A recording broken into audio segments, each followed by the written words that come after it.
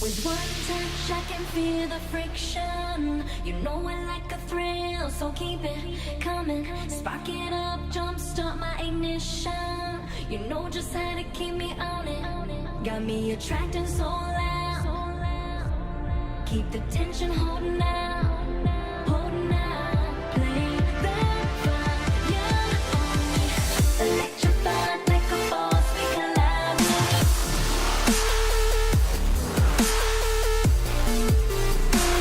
We collide.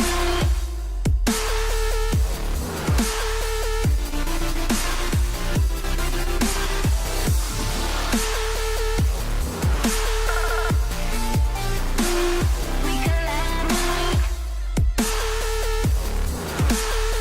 Electrified like a boss, we collide. Will we?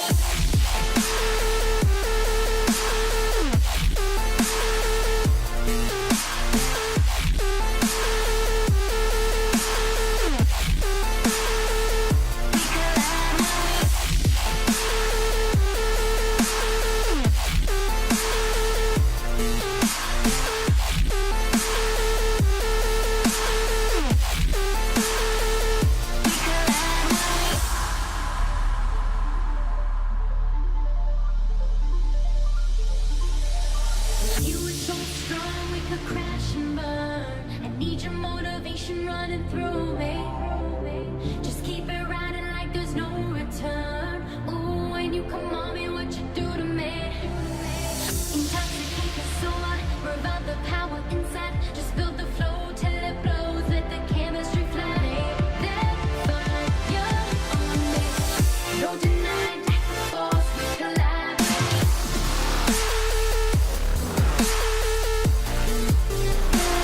We collide.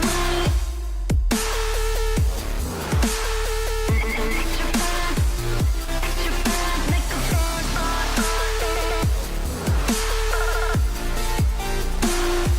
collide. We collide. Electrified like a force. We collide. Will we?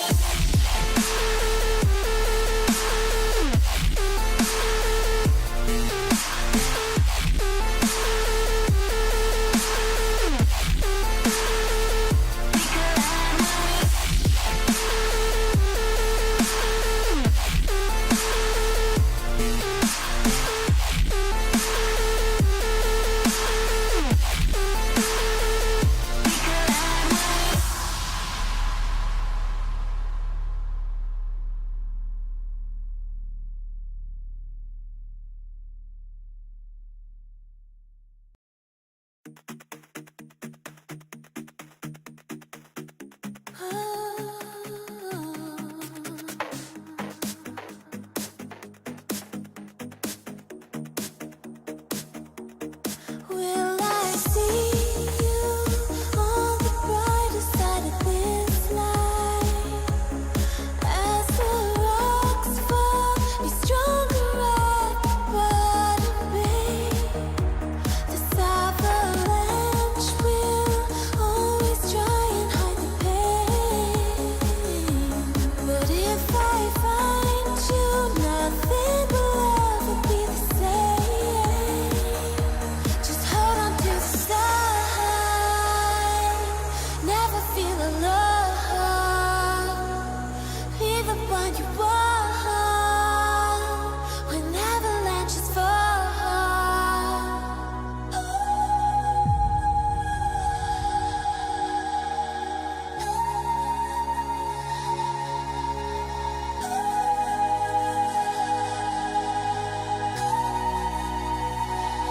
Spread your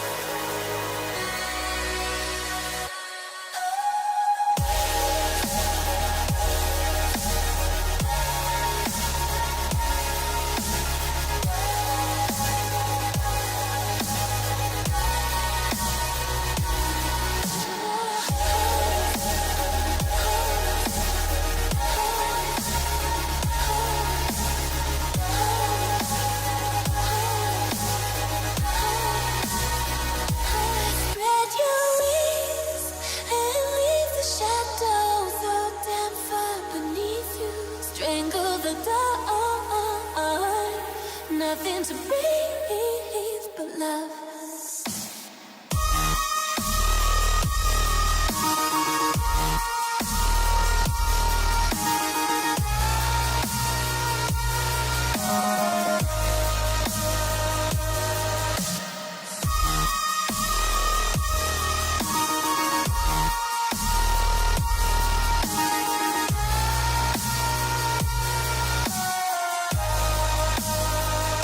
Just hold on to the side. Never feel alone. Be the one you want when avalanches fall.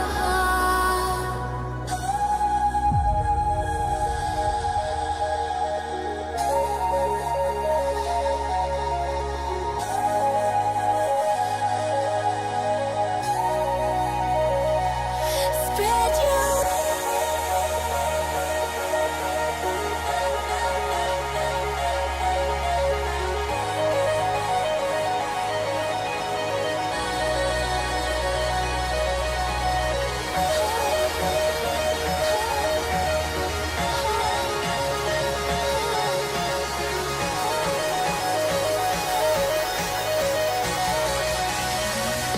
you'll be echoing.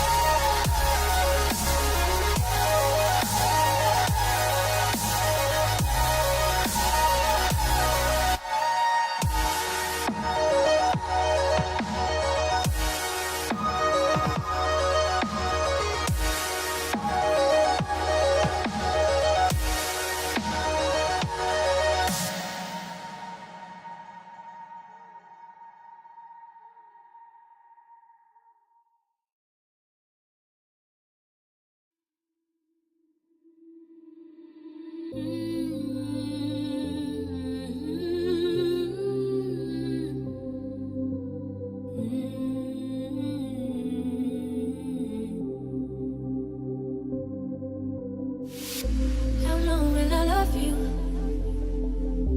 As long as stars are above you. And longer if I can. How long will I need you? As long as the seasons need to follow their plan.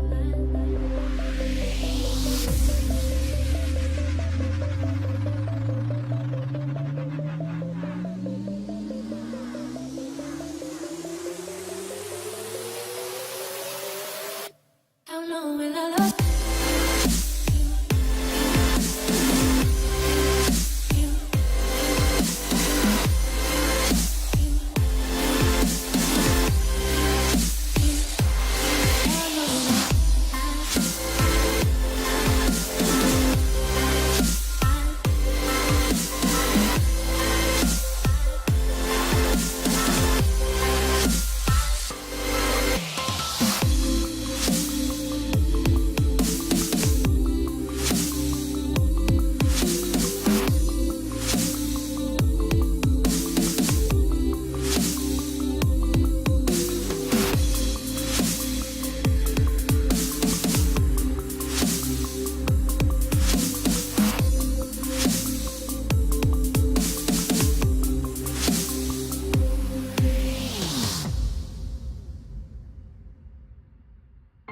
How long will I love you?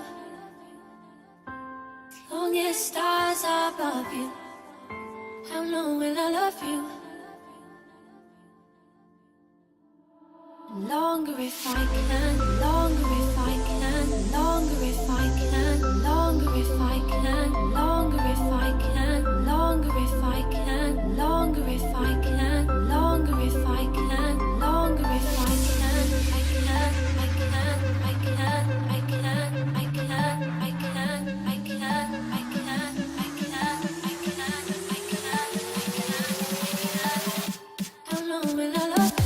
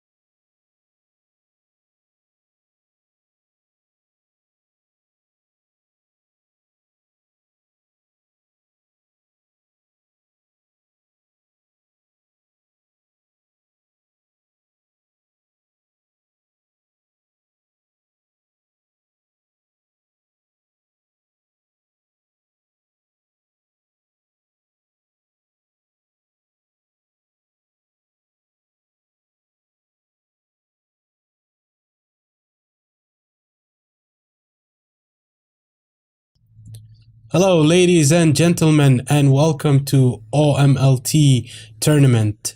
This is Martina speaking with you guys, and joining me today is SoloWind to host this live stream for Group A. What's up, SoloWind? Yeah, hey, welcome guys. Welcome to the Oman League of Legends tournament. Wow, this is exciting. We've been waiting for ages for something like this. And I just want to point out that the YouTube, what do you call it, the stream, like so awesome. I love the colors and the details and the waiting thingy. It felt so professional. Yes, thank you for that. All right, guys, so we have half an hour until we start our first game of the day. We have some points that we would like to speak about. So we will begin with the first point is why did we recreate the OMLT again? Yeah, what happened was because the old tournament, which was hosted, lots of people kind of quit halfway through, even though we told them not to, and then like things got really messy. But there was still some really dedicated players who wanted to make this work. So this is mostly for the players who actually stuck with us all the way through and wanted us to kind of keep this going. So we created this tournament for them, and this is actually going to be something like serious and professional, which is going to be like recorded, and this will like add on when you play future games and stuff. yeah, we wanted to establish a base for the Omani tournaments, for the events. So you could say that this is our base now. So we have rules ready, we have everything ready. In future tournaments, we can use the same thing that we established in this tournament, and it's going to be professional and it's going to be on a bigger scale next time. So we're doing this one for fun and for the media exposure for the Omani League of Legends scene. So yeah, so this is why we're doing it, and also we're doing it for fun and because so many guys are willing to compete and so many teams are willing to show the Omani scene that they are the best team out there. So yeah, this tournament might slightly prove who's the best Omani team. They will earn their bragging rights, but when we have a bigger scale tournament, those skills that the best team will show. So this one will be on a small scale, but after all, the bragging rights is for the winning team. Yeah, and we will actually kind of like advertise the winning team and stuff, and this will help actually promote more people to like get interested in this tournament, you know, because it's like a good initiative, and the League of Legends scene in Oman is growing and stuff. So this will be quite useful, you know, to kind of do these things and note them down, record them, have like a record. So you know, who knows, we might be able to join the actual worlds and stuff if we make this professional. Oh yeah, the dream, joining worlds.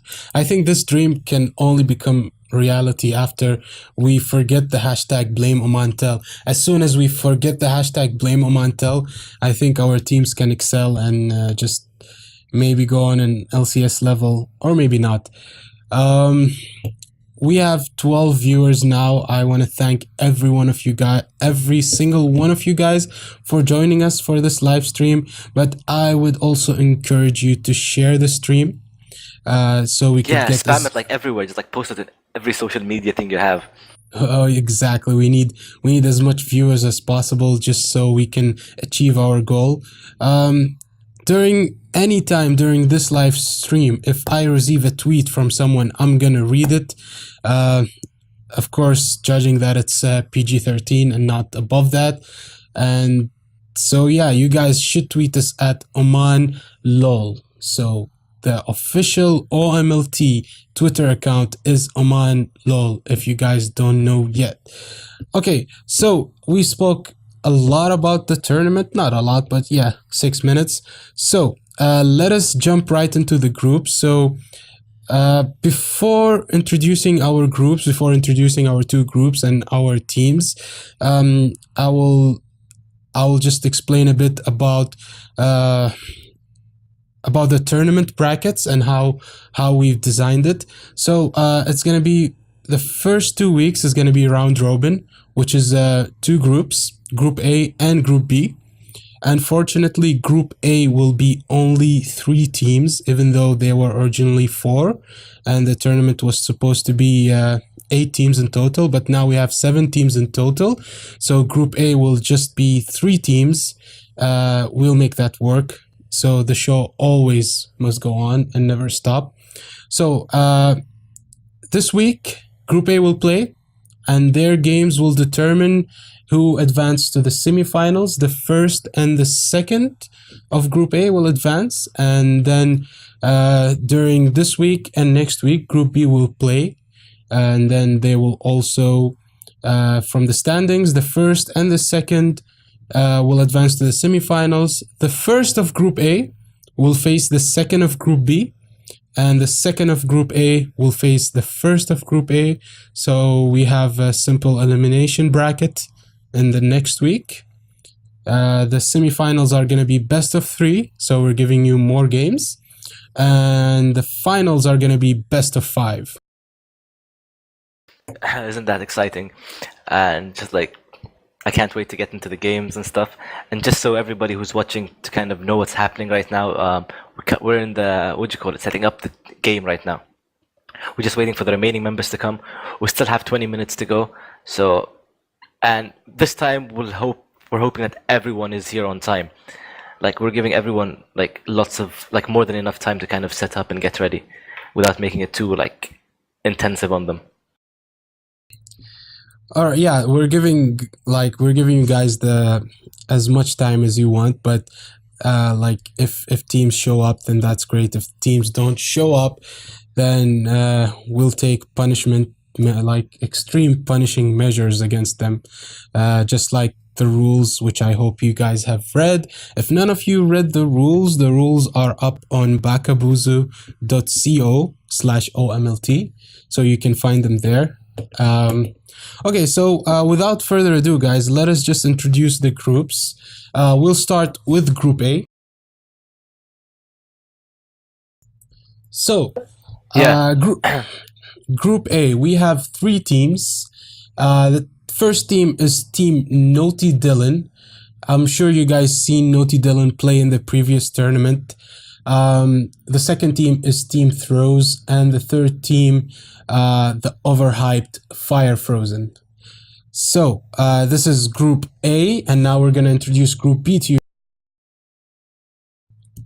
Group B, which consists of 4 teams, is going to be an epic group where we have 4 teams competing for 2 spots in the semifinals. So, we have Team Uncut Diamond, which will be in contest with the 3 other teams. We have Team WK Boys, and we have Team We Got No Rolls, and last but not least, Team Gank Industries. I'm hoping you guys like the little graphics that we did. I have designed some, well, minimal Photoshop skills. I have designed a couple logos for each team. I'm really happy about Fire Frozen's logo. So let us know what you think, guys. So Solo, I think the 2 groups are up on the stream right now. If you can check them out and tell me what you think. Well, to be honest, I think you did a pretty nice job creating like these logos kind of slightly dedicated to each team. But if you guys think his logos suck, feel free to send us your logos like for your teams. We won't mind putting them up. But as you can see, Matty put some work into this, and it looks pretty awesome actually, because you know it just fits the whole scene. So yeah. All right, so we have Group A and we have Group B, as you can see. Before the start of the tournament, we asked you guys, who do you think will advance to the semifinals from both groups? So let us just put down the voting, the percentage of votes that you guys voted, and we'll start with Group A. So, as you guys can see, that in Group A, you have decided that the advantage will be for no sure for Team Fire Frozen. They have 45.01% of the votes. So, 45.01% of you guys think that Team Fire Frozen will advance to the semifinals. 33.25% of you guys think that Team Throws will advance to the semifinals, while 21.05% think that Team Naughty Dylan will advance to the semifinal. So, SoloWind, what do you think of the voting percentage? Is it justified or? No, I like I don't know Naughty Dylan personally, but I think like they play a lot, they compete a lot, so they're pretty knowledgeable of the game. I don't know why people aren't voting for them as much. Maybe because they don't have enough fan base like the other guys do. But I think they do pretty well. Like they have coordinated team games and stuff. But Fire Frozen, from what we saw in the previous tournament, they did really well. So yeah, and Team Throws, I think it's a pretty fair assessment. Only difference is I might put Naughty Dylan up instead. But yeah, I think it's pretty cool. Yeah, I think that Naughty Dylan showcased that they can. Like if you guys seen any of the LCS, like most fans, they root always for the underdogs. So I want to see the underdogs beating the teams that people think that they will win. And I think the team Naughty Dylan can actually do that, and they are gonna prove that I'm right, hopefully, in this next upcoming game. Which Naughty Dylan and Fire Frozen and Team Throws are gonna be competing today. So these three teams will play 3 games today, and from these 3 games they will determine who's gonna advance to the semifinals. The only way we could get a tiebreaker is if every team wins only once. So under this totally rhetorical example, if Naughty Dylan beats Throws and Throws beats Fire Frozen and Fire Frozen beats Naughty Dylan, then we will have a tiebreaker next week where we play another games which will determine who will advance to the semifinals. Okay, so this is for Group A. Now we will advance to Group B, and I will just put up the votes that you guys did for Group. All right, so Group B seems to be a bit in favor of 2 teams. And like Group A had very close voting percentages, but it seems that Group B is a bit different. So we have 45.45% of you guys voting for Team Uncut Diamond to advance to the semifinals. Of course, this is justified because Team Uncut Diamond have been on spot in their previous tournament, and they have a big fan base of hyped fans behind them supporting their team. We Got No Rolls they have 31.82% of the votes, which says that they will advance to the semifinals. WK Boys are sitting on 9.09%. So this is the lowest of the group. And then we have Gank Industries in 13.64% of the votes. So Solo Wind, what do you think of the voting of the community votes for Group B? I think they're pretty close in a way, I guess, considering that Uncut Diamond really performed really well, as you mentioned. And it was sad that We Got No Rolls and Uncut Diamonds couldn't play against each other in the previous tournament due to some technical issues and the rules as well. But yeah, I'm not sure. I can't remember if like WK Boys beat Gank Industries in the previous tournament. I'm not sure about these 2 votes really, but I think, I don't know, we'll have to see. I really can't tell what's gonna happen this tournament. I feel like people are more pumped up and they like fixed their mistakes from the previous tournament and they're like more serious now. So we'll see how that turns out. Yeah, I'd like to point out something more Farsi. Thank you for pointing out that there's a missing 0.69. This will bring us to our next point that we want to speak about, which is Group A. Originally, we had 4 teams for Group A, but due to some I wouldn't call it unforeseen circumstances, but miscommunication between the 4th team and the tournament directors, we didn't receive the final confirmation that the team will not be competing. So we went on and we put the team in the tournament and we included everything in the bracket. So everything was ready until yesterday, where we got the confirmation that they will not be playing. So what I had to do is I had to divide the votes that team got on 3 people and then add them to these votes. So I wasn't bothered to do maths 100%, but you guys get the gist of it. So there's no need to be, a Nazi about it. All right. So for future reference, guys, actually, not for future, because next time we're going to host a tournament, it's going to be the registration for the tournament is going to be more professional than this time. So and we will have to invoke the entry fee so teams don't leave. So a team has to actually pay the entry fee to be able to get accepted in the tournament. And a deposit. a deposit. So like a deposit, every team can pay a deposit of 5 reals except team Uncut Diamond. They have to pay 50 reals because we all know how Uncut Diamond plays. Yeah. So this is it for the groups, guys. I will leave this on so you guys can just look at it. But meanwhile, since we have around 10 minutes, everyone knows that we are playing on the preseason now with the updated Summoner's Rift. So, before we jump into our small analysis of the jungle and the new items, SoloWind, what do you think of the new map? I remember the last time that we had this discussion, you said that you don't really like it. Sorry, what? Huh?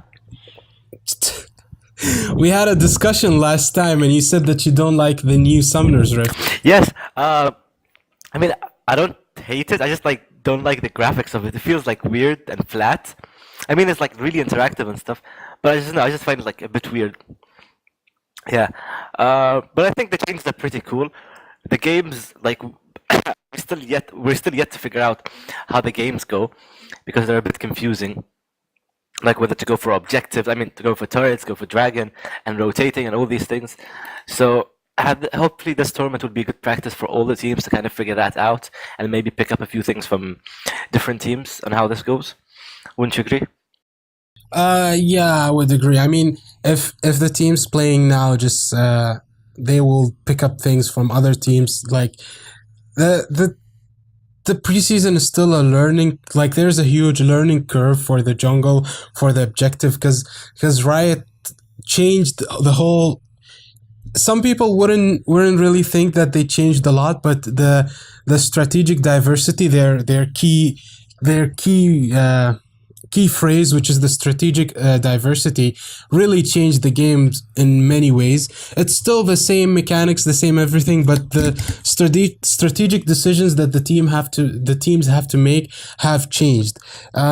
One example, like the huge impact example, is the dragon buff. I mean, before teams would time dragon, group up for that dragon, get gold, get that experience, and they would snowball from there with their they would snowball with the items that they get with the gold advantage. But now, since the dragon only gives you the Dragon Slayer buff, which by the way is really important. That I think the most important Dragon Slayer stack is number 1, because it gives you 8% of extra AP and damage. Yeah, it gives you 8 attack damage and ability power. Yeah, so that's really the most important one. So teams really have to contest these early dragons. The team that gets the and first. Just point out their permanent stacks until the 5th stack, which lasts for 180 seconds. Which is like 3 minutes. So like 1st, 2nd, and 3rd and 4th stacks are just like there forever, and they just like give you such a strong advantage. But the cool thing about this is, like, if one team gets the first dragon, I think the other team needs to like fight for the dragon, so it kind of creates this other new kind of game around the dragon pit instead of turrets and stuff. So that kind of makes the game very exciting, I think. Yeah, I would agree. So we will give more insight about the dragon during the games. We also wanted to talk about the new jungle camps. Not really new, but most of the jungle camps have different names. So we would hopefully try and use the new names, because that's the professional thing to do. But if we still use the old names, you guys should just go with it. And so you get smite rewards now for every different jungle camp that you smite. For example, actually I'm gonna list them down because I already have them in my head. If you smite the Grump, which is the frog, or the white, or whatever you want to call it, so it's actually called Grump. If you smite that, you get a smite bonus that your attacks are poisonous against monsters and champions. If you smite the blue Senator, which is, of course, the blue golem, you get some mana back. If you smite the Merkwolves, you get Wolf Spirit, which is in your jungle, that it's like a ward in your jungle, which is unkillable or undestroyable. If you smite those little nasty raptors, you will get a buff or something that will actually let you detect, will give you true vision, which is an oracle, if you are detected by an enemy ward, so you can clear it. If you smite the what's it called, the red bumbleback something, so the red buff, you get health back. And if you smite the ancient Krugs, which are the golems, you would get your first and your fifth attack will stun the target. So yeah, these smite bonuses is a pure example of the strategic diversity for the jungle. So so junglers can just decide which smite. They don't have to just waste their smite on the blue buff or on the red buff. So what do you think about it, Solwind? To be honest, like, they have these 4 new items, right? The Poacher's Knife, Rangers, Trailblazer, Skirmishers, Stalker's Blade. I think these items can open up, what do you call it, new champions to jungling and making them more effective. Like, we still, like, people haven't had the chance to, like, experiment with, like, lots of different champions, but I think they can bring out some champions which were bad in jungling and actually make them jungling, which have good utility when it comes to ganking.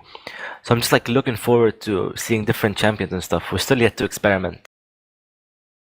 Yeah, but the new jungle, the new jungle camps and new jungle items made certain like OP jungle champions in season 4 fall off, and it gave other junglers the huge advantage. Like you have Warwick now, you have Pantheon, you have Rammus, you have Amumu, especially junglers that do a percentage of health.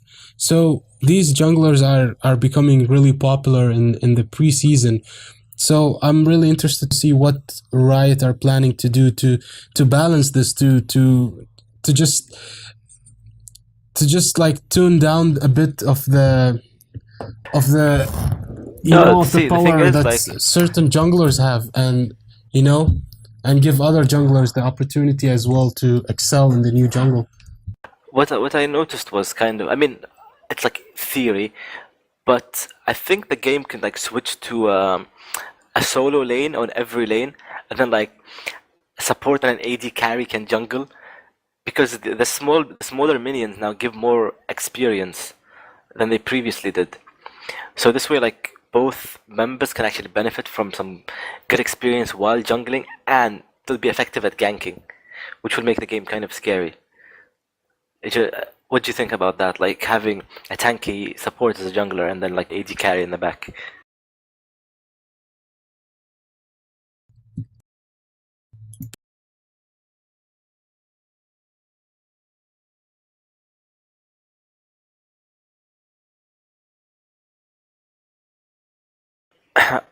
Guys, we'll go on a small break. Sorry, there's, like, some technical issues right now. We'll put on the music you like, so don't go anywhere.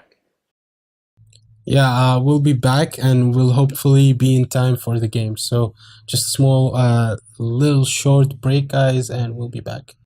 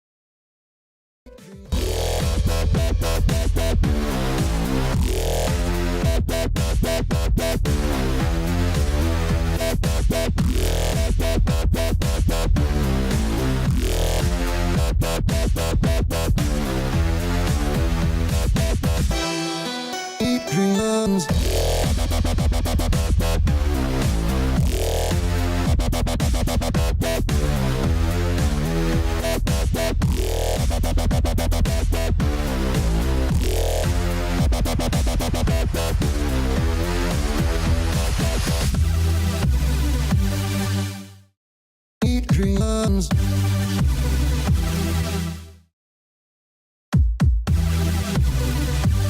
Dreamy, dreamy.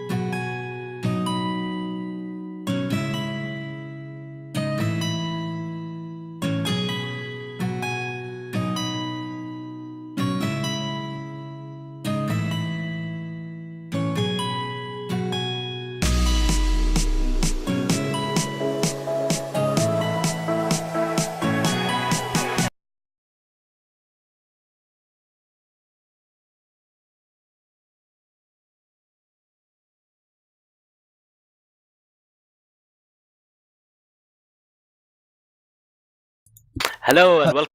Hello and welcome back. Sorry for that small delay, but we had some technical issues. Well, some problems with Naughty didn't. Some members didn't show up, so we had to reschedule the game till later on. But right now, we're starting with Team Fire Frozen and Team Throws.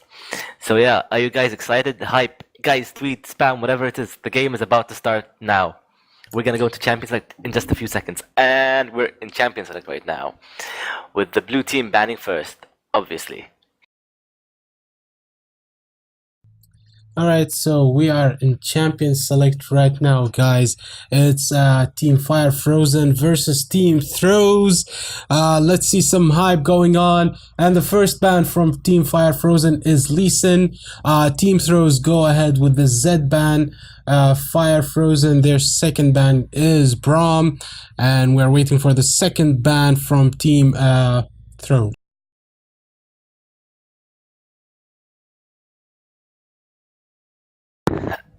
Right, so, yeah, so Lee Sin and Braum went out, and Zed went out. I can't, I just, like, I've always played in this new meta. I have not yet seen anyone other than me, like, playing, so I'm excited to see how other people respond to these new jungle changes. Maybe we can learn a new thing or two from them. Yeah, so Team Throws go ahead with the Leona ban, and the last ban from Team Fire Frozen is Warwick. So two bans directed at Black Eye. They took Lee Sin and Warwick from him for the jungle. I'm interested to see what will Black Eye go with. We all know that Black Eye likes those junglers who can invade and counter jungle. I'm not sure how that fits in this new meta, but they are a lot of dueling, smite for dueling and smite for counter jungling, so we'll see what he goes for. We are waiting for the first pick from Team Fire Frozen now, since they are on the blue side. They have the first pick, so let's see what they are gonna hover on. I actually have no idea what the teams are gonna pick. I'm expecting a totally new picks, totally new strategies.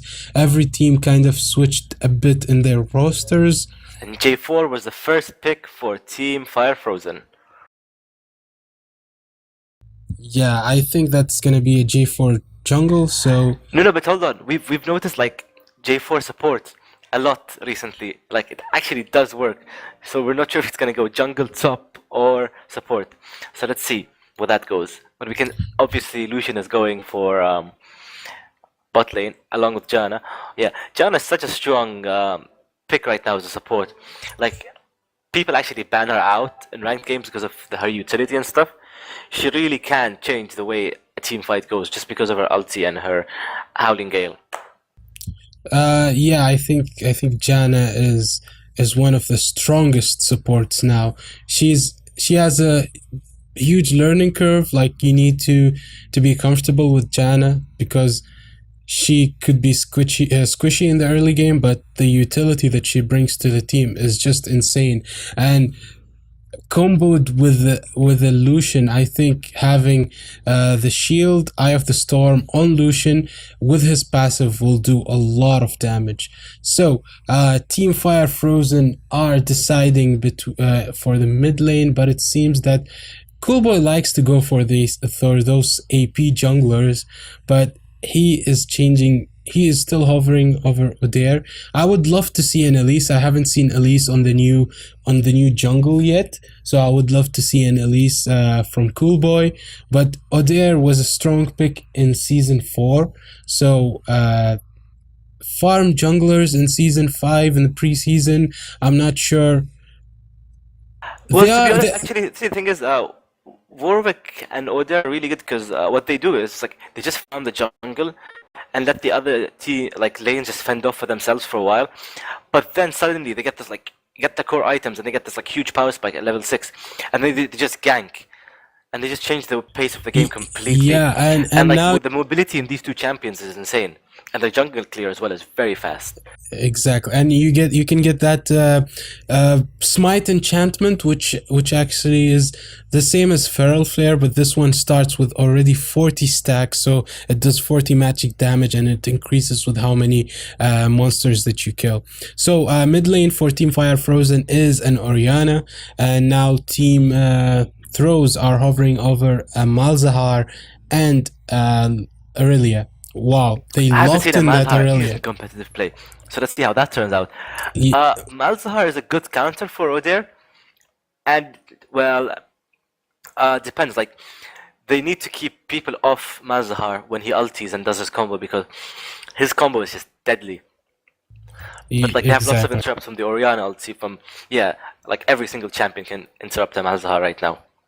So, yeah, I mean, I have to agree with you, but still, Malzahar has a huge pickup potential for wandering champions. He can, if he ultis, if he ultis Adair alone, or if he ultis Vayne alone, then it could result in a kill if Team Throws follow that up immediately. But we He also can have totally lock down a target and kill him. yeah, and they also have an Aurelia, so an Aurelia can stick to one of the carries and just make their life hell. But as you can see, that Team Fire Frozen went for the Vayne Blitzcrank bot lane. So Vayne Blitzcrank is not the strongest of early game combos. I mean, unless Blitzcrank starts to zone and then Vayne would condemn the enemy bot lane to the wall, they won't have that big of a kill potential. But yeah, in late game, I think that Blitzcrank, either he's the one who uses his pull for a pickup, or he uses his pull to take people like Aurelia, or if they pick this troll away from this Vayne and let her kite as much as possible. Okay, and then we get the Vi locked in. For Yeah, the jungle now. Vi is still a strong pick. I mean, I played her in the new jungle. She has a fairly good clear, but she is still considered a viable jungle just because of her ganks, just because of the mobility, and like she has a huge amount of CC in addition to that damage that she gets. And she can So- like lock down an 80 carry so easily. Like I've seen it so many Yeah. times. Like Ex- if so- a Vi gets on someone, she just like gets them down and like ultis them and then just like sticks to them and they just can't do anything really. So if you can see that these three, the top lane, the jungle, and the mid lane, are three champs that can lock someone. So they can basically just destroy any of the carries on Team Fire Frozen. And in addition to that, you have Lucian, which is a hard champion to catch. In addition to that, he has a Janna stuck behind him that will help him with her Howling Gales, with the Eye of the Storm, even Monsoon to kick away a Jarvan and an Odir away from the AD carry. Team Fire Frozen, as much as their team is in your face and we like to engage kind of team comp, it's like the two teams are just hard engage, lock on a target kind of teams. You could get a combo, which is a Jarvan EQ with the ultimate, the shockwave from the Orianna, and Blitzcrank can silence anyone and just. So what would I like to see is an engage from Jarvan on the. But the thing is, even if Jarvan engages, they have a disengage from Janna. So they need to time their cooldowns correctly and just engage when that Janna is away or she doesn't have her Howling Gale or Monsoon. But team fight wise, this is gonna be really interesting, but we are going way ahead of ourselves. SoloWind, why don't we just break down each individual lanes and their matchups? Well, to be honest, I think the advantage might be with Team Fire Frozen, just because of the Blitzcrank grab and Vayne. Like Blitzcrank can just grab someone and then Vayne just can stun them against the wall, considering they do this combo properly, and they just like really have a strong kind of poke potential. But Lucian is known to kind of counter Vayne. I know you don't hear many AD carry counters if you have a good support, but Lucian does kind of counter what do you call it, Vayne, especially because of the melee range and the burst he has against her, and she's usually like she has to get closer to him to kind of dish out good damage. Yeah, I would have to agree with that. For the jungle, I think that Vi would be focusing more on the early pressure, but knowing Black Eye, I think that Black Eye would rather disturb Odair in his jungle. So I would love to see who would win in a 1 versus 1 in the jungle. I think that Odair would have more damage in the early levels, but if Vi can get what's it called? What's her Q called? I'm not quite sure. Oh my god. Vault breaker. Yeah, so if she can like get a blind Volt breaker on max range on him, she could win that fight. So yeah, both junglers have so much damage. Okay, guys, we have 10 seconds until the start of our first match of the day, and in few seconds. Yeah, in case you're wondering why it was delayed, like there's always a 3-minute delay in games when you spectate them, so that's the reason. Alright guys, so we are loading into the Rift right now. Until now I haven't received any tweet on Oman LOL, so I'm not gonna read anything on air. While we are shoutcasting this game, we will not be reading your YouTube comments, so if you guys want us to read something on air, you know which Twitter account to tweet at. I can see their YouTube comments, so we're fine, I guess. I can see their comments. Yeah, but we're not reading them, we're only reading the tweets. No, I can read the YouTube comments as well. And reply to Disclosure Aqua, don't mind Matty, he's a noob, he doesn't know his spells and stuff. Don't worry, I'm here to help him, but thank you for pointing that out. Ooh, as you can see,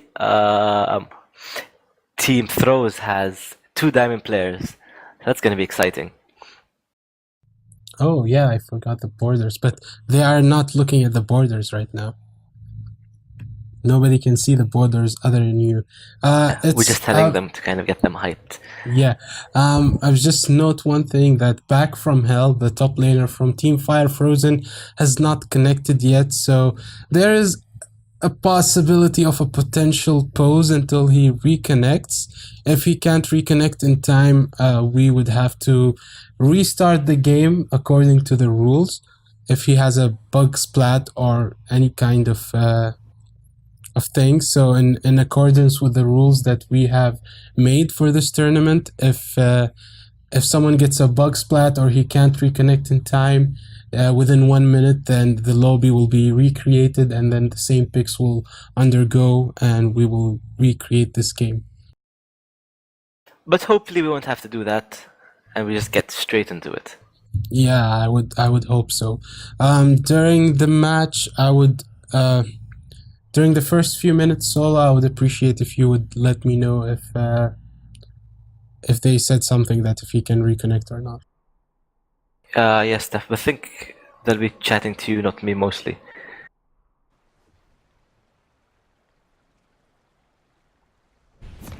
And here we are, ladies and gentlemen. As you can see, we are loaded into the new Summoner's Rift, which looks incredible on our stream, as you guys can see. So Team Throws are moving as a cohesive unit now, except Jana, she is on her own. Jarvan has still not connected yet, but no pose whatsoever from Team Fire Frozen until now. So we're still waiting on that. Team Throws are gathering around in the, what's it called? Yeah, and the top side of the river in the lane brush, and they seem to be waiting for someone to come through this place to possibly ward or invade. And yeah, here you have it, ladies and gentlemen. The pose is there, and we are waiting for we are waiting for Back from Hell to reconnect.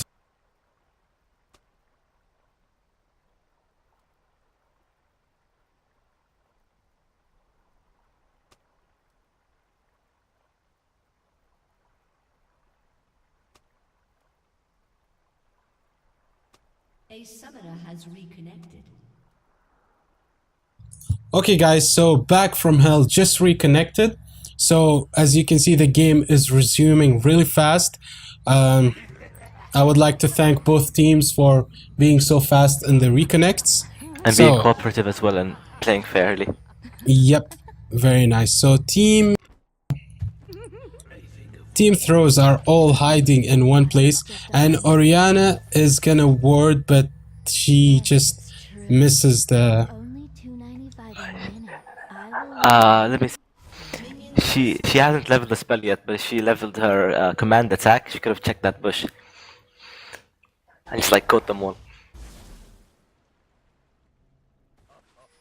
Right, so I'm guessing we're seeing a pretty standard start. Odair is going for the red, and Vi is going for the surface. Krugs. What's the what? They're called Krugs. The Krugs, yes. Yeah, So going for the Krugs. it's a good start for Vi, because if she smites the Krugs right now, she would get the stuns from those Krugs, and she did not smite the Krugs, so I'm thinking that she will smite her red buff. But the smite bonus that the Krugs give will help anyone, like will help the jungler do red buff without any trouble, because it's gonna stun on the first, on the fifth attack as well. So the damage alone that Vi can do would be, she would be able to take that red buff. Some early aggression from IR Psycho. And also, what do you call it? Just to point out that there's some aggression going on in mid on Malzahar, but Malzahar manages to get back. Okay, but yeah, just to point out that the smite timer is now on 60 seconds, which is higher, and it does a bit more damage than it used to. We can see Vi is going for there's blue buff. Let's see if we can see a skirmish in the jungle there. Oh, she just warded his blue buff. Yeah, Black Eye always does this. He wards the second buff of the jungler, and then he waits for a potential smite steal. As you can see right now, he's lurking in the jungle. Oh, really is very low. Lots going on in the jungles. I mean, yeah, look at Black Eye. He's just gonna go in there and smite that blue. He failed the smite. Odair got the smite. Yeah, Odair won that smite fight. So, good job, Odair. So, Vi wasted a lot of time. Black Eye wasted a lot of time waiting for that smite steal. Odair, Cool Boy pulled the blue buff in a position that it made it for Vi that she had to take the long way to be able to do the smite steal. And as you can see, that Cool Boy is rotating to the blue buff right now, and I think he will be able to pick up this blue buff, but also Black Eye is heading to that blue buff right now. Oh, let's see if he catches him. Oh, there he goes. Surprise between the two junglers. Oh, a stun comes down from Odair on Vi, and he's gonna force this Vi to flash, but Cool Boy is focusing. And he gets the other blue buff. Malzahar is coming in. Let's see if they can get Odair down. So Odair managed to run away. Just Vi decides to get the timer. Catching that Odair. But look at IR Psycho just going into no man's land, and he gets caught by a flash Vault Breaker, but another flash from Cool Boy, and he pulls team throws all the way to their jungle. The bot lane joined in the jungle to try and kill IR Psycho, which opened up I Am Rabbit to farm the bot lane, which is bad, really bad for there's a gank going on, really on top lane. Odair just jumped her. Let's see if they can. And the first blood goes down to Odair. That was a nice gank from Odair. He went all the way across the enemy jungle and then from behind, really, and then they caught her. Good job. All right, so that was well played. Odair played some mind games with Vi. Vi tried to get the steal on Odair, but Odair just rotated to her blue, and he also got the double blue buff. So this is 3 buff start for Cool Boy. And then he just went he went through their jungle undetected by any, because they decided that it's useless for them to follow. But Odair, Cool Boy, just went through the enemy jungle and ganked the top lane, which gave an easy pickup for first blood. Very nice I play. think Black Eye wasted too much time going for that invade. He should have just like carried on with the jungle and maybe went for a bot gank or like a mid gank instead of just like wasting time trying to smite steal it from Odair. But the thing is, getting the blue buff away from Odair will like really reduce Odair's ability to jungle because he's like very mana dependent at the start of the game. Yeah, I mentioned before the game starts that Vi can only win a 1 versus 1 duel if she can catch Odair with the max range Volt Breaker, which will do immense damage. But as you saw from that duel in the blue buff, that Odair could almost burst down that Vi if she hadn't just decided to flash, and if Odair didn't decide to kill that blue buff and he chased, he was gonna force Vi to flash. But very nice play from Odair. I commend him for that.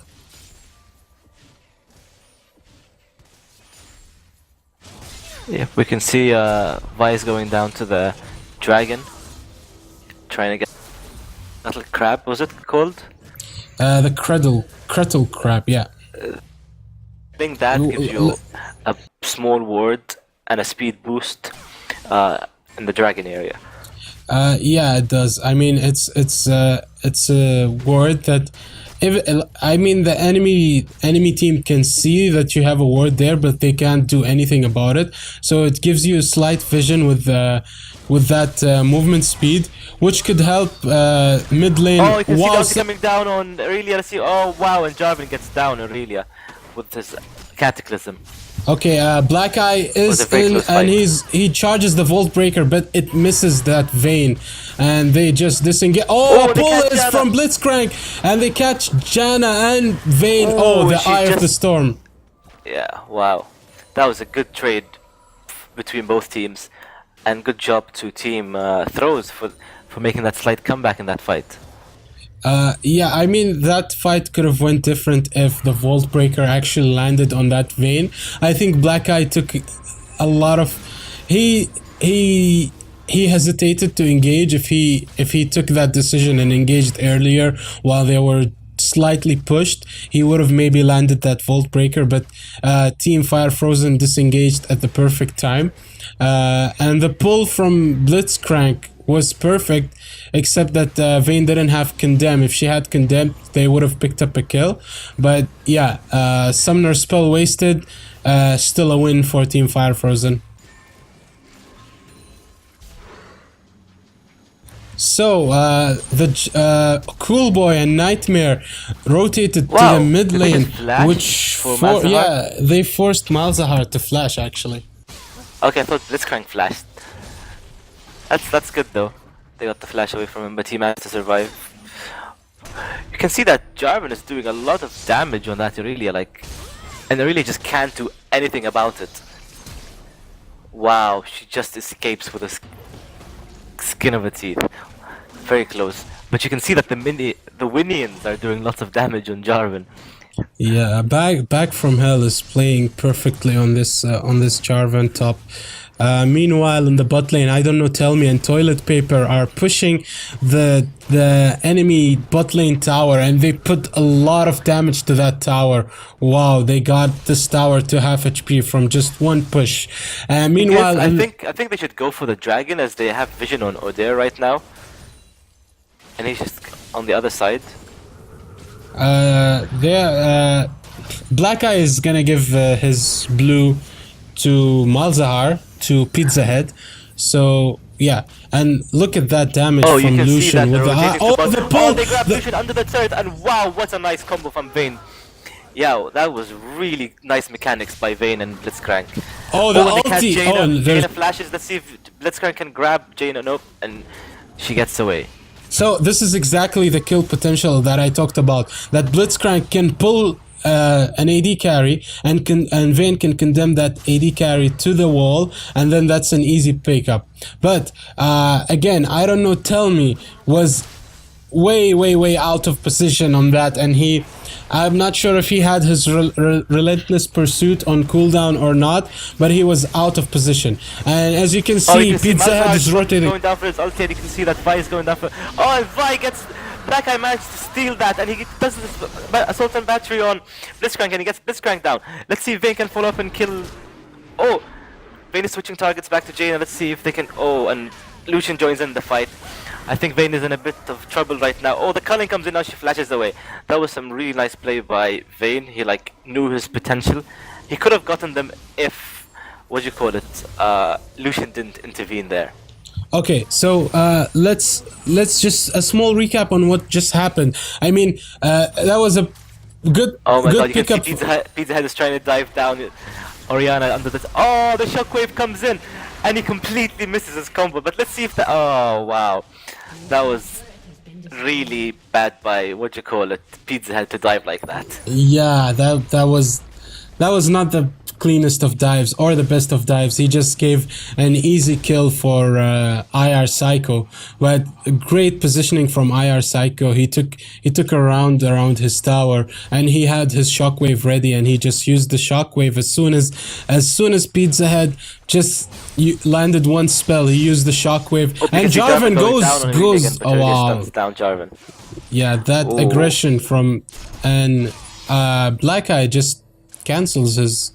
He doesn't. He just uses the other way instead of engaging. I think he's just waiting for Jarvan to tower dive Irelia. Or yeah, he doesn't. Assault and battery is on cooldown at the moment. But again, team throws. They picked up the bot lane tower and the dragon. They have the first dragon buff, which gives them 8% attack damage and ability power. So it's. If you think about it, it doesn't change the gold lead in any way, but that tower that they took in the bot lane actually gave them a bit of... it made the gold lead kind of... it's not that big as it used to be, but so yeah. You can see Odair and Vi are going for a gank. They're both going to counter gank each other, I guess. Let's see how the thing turns out at top lane. Yeah. I think Vi just is going to the mid lane. Pulled from Blitzcrank, and he caught, but Blitzcrank was very low there, so they couldn't really commit to that fight. Oh, they don't have a turret, so they can just like chase them down. And the culling comes down on Blitzcrank. Let's see. Oh, and he takes. Wow, that was just like the full culling in Blitzcrank's face, and they just didn't bother to disengage. Odair changes his mind about ganking the top lane, and he's rotating to the mid lane. Wow! Oh my! I think that was kind of wow. Okay, that was a nice gank, but I think Assault and Battery should have just waited till after Malzahar's ulti finished. But if you notice, Pizza Head is not landing his combos properly to get the full burst down from his use his full combo to do the burst properly. Yeah. In addition to that, Black Eye flashed to get enraged for the Assault and Battery. That's flash on cooldown now, so we won't see any Vault Breaker flash kind of combos. So it was unnecessary for them to flash. I mean, what's the duration on the suppress? 1.5, 2 seconds. So he could have got there just in time. And it's 2.5 seconds. Yeah. It's more than enough time for them to come. Yeah, and IR Psycho did not have his flash. He wasted his flash in the previous skirmish, so yeah. And the bot lane back from hell is just dominating this top lane. He picked up, and he's caught by Vi, and he fails flash, but EQ combos away into the enemy jungle, and he's safe. But he wasted flash for, not per se for no reason, but it was a fail flash. It all happens, a panic flash, but an EQ combo saved him, and he is back to safety now. But and he gets a pink ward on the way back. Yeah, so that's worth. So the gold lead is now around 700, I suppose, or less. I just watched the replay quickly. I don't think it was a fail flash by him. I think he wanted to flash away close to the wall so he can do his QE combo. I mean, EQ combo. They didn't have any cooldowns. I mean, their what's it called? Assault on batteries on cooldown, and I think that Aurelia's E, the stun, was also on cooldown, whatever it's called. So You mean equilibrium strike? That's yeah, what it's called. the rift is kind of quiet at the moment, so we're gonna tone down our voices a bit until some action comes in, and then we're gonna increase the tone. So, just a little bit of farming going around. Well, let's check IR the gold across the scoreboard. We didn't talk about the gold difference. There's one turret down for both teams, and there's not a huge gold difference. It's just like 600 gold difference, which isn't much at all. Ooh, Vi's coming down for the gank. Okay, let's see if they disengage. Assault and Yeah. Battery is ready for them, and they're just getting in range for Vayne, but Vayne just decides to disengage, so Assault on Battery was not used, but they still managed to pick up a kill on Blitzcrank. Sadly that it went to Toilet Paper on Jana. And Dragon's where coming it- in 10 seconds.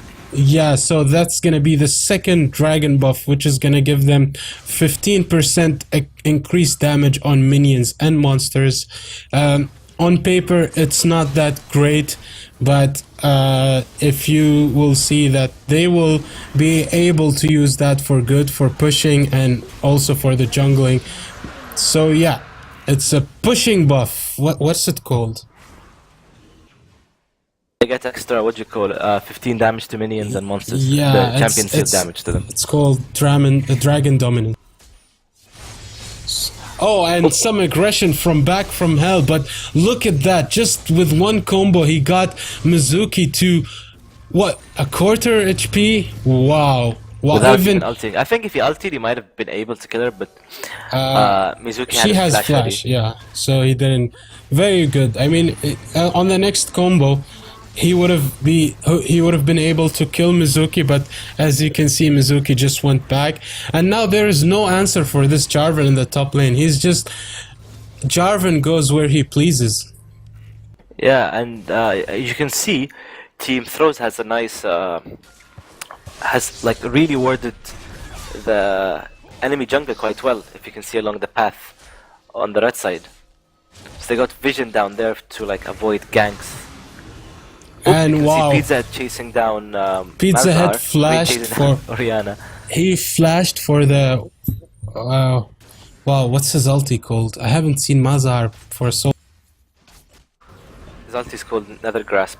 Yeah, you he. should you should remember these spells. Come on.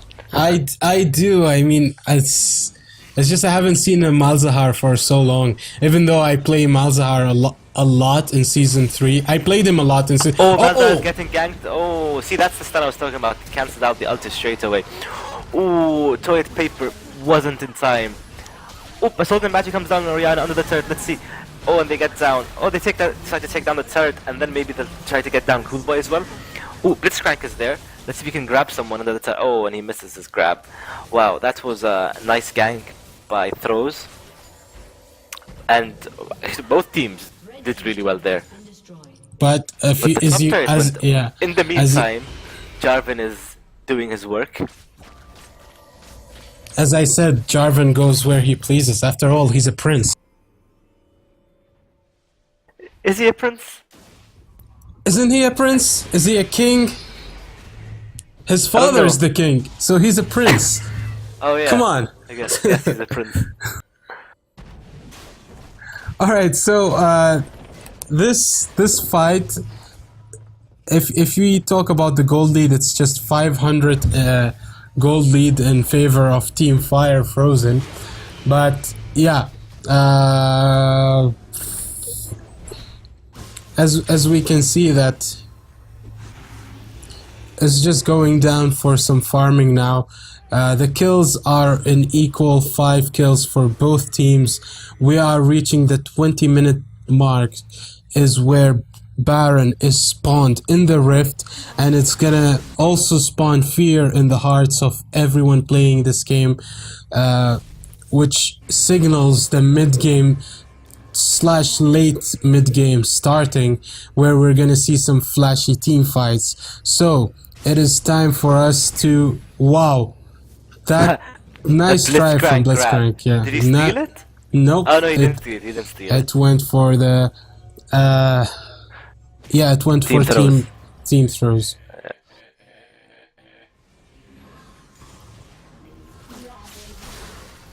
I think that Team Fire Frozen need to focus on getting the next dragon, because they actually need that 8% of extra damage. So they need to ward around it. As you can see, around the dragon,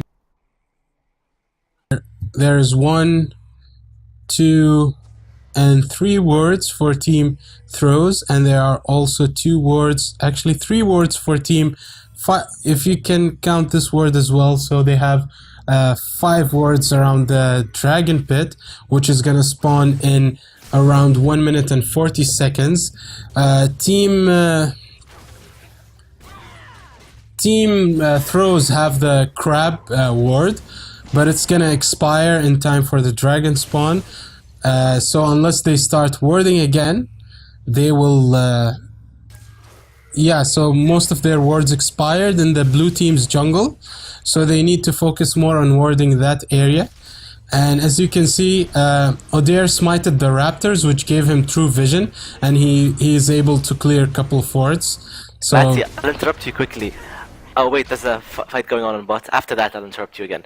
Oh, you can see Vayne chasing down on... But I think, yeah, they can just easily disengage.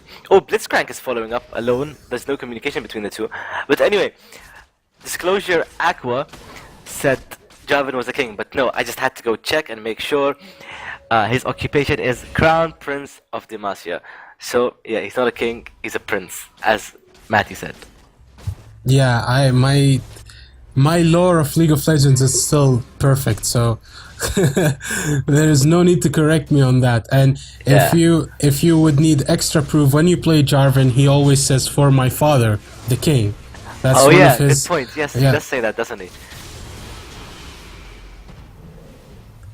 Alright, so apart from all this trivial information that you guys really need in your life, it seems that Dragon is gonna spawn in 5 seconds, so both teams are nowhere close to this Dragon. As you can see, Team Fire Frozen are lurking around in the top side of the jungle, and both teams seems to be just farming.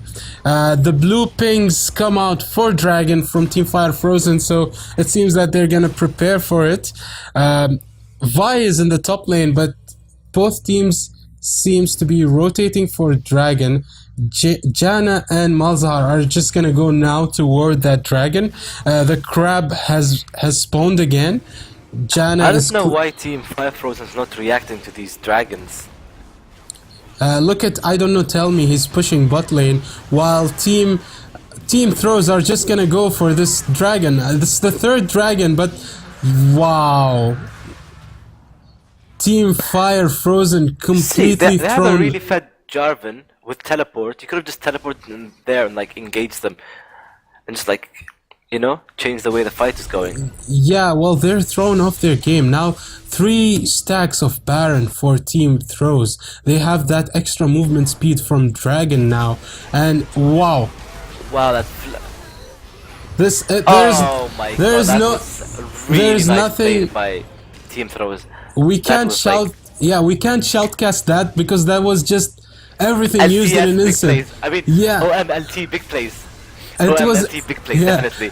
everything used in one instant. Flash, nether grasps, everything that they have, they threw it on that Vayne and they just melted her. She disappeared like.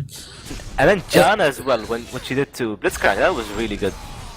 Yeah, so as you can see, this fed Jarvan is just doing whatever Yeah. he wants, and these dragons are helping Team Throws push. As you can see, they already pushed the first inhibitor turret in 24 minutes.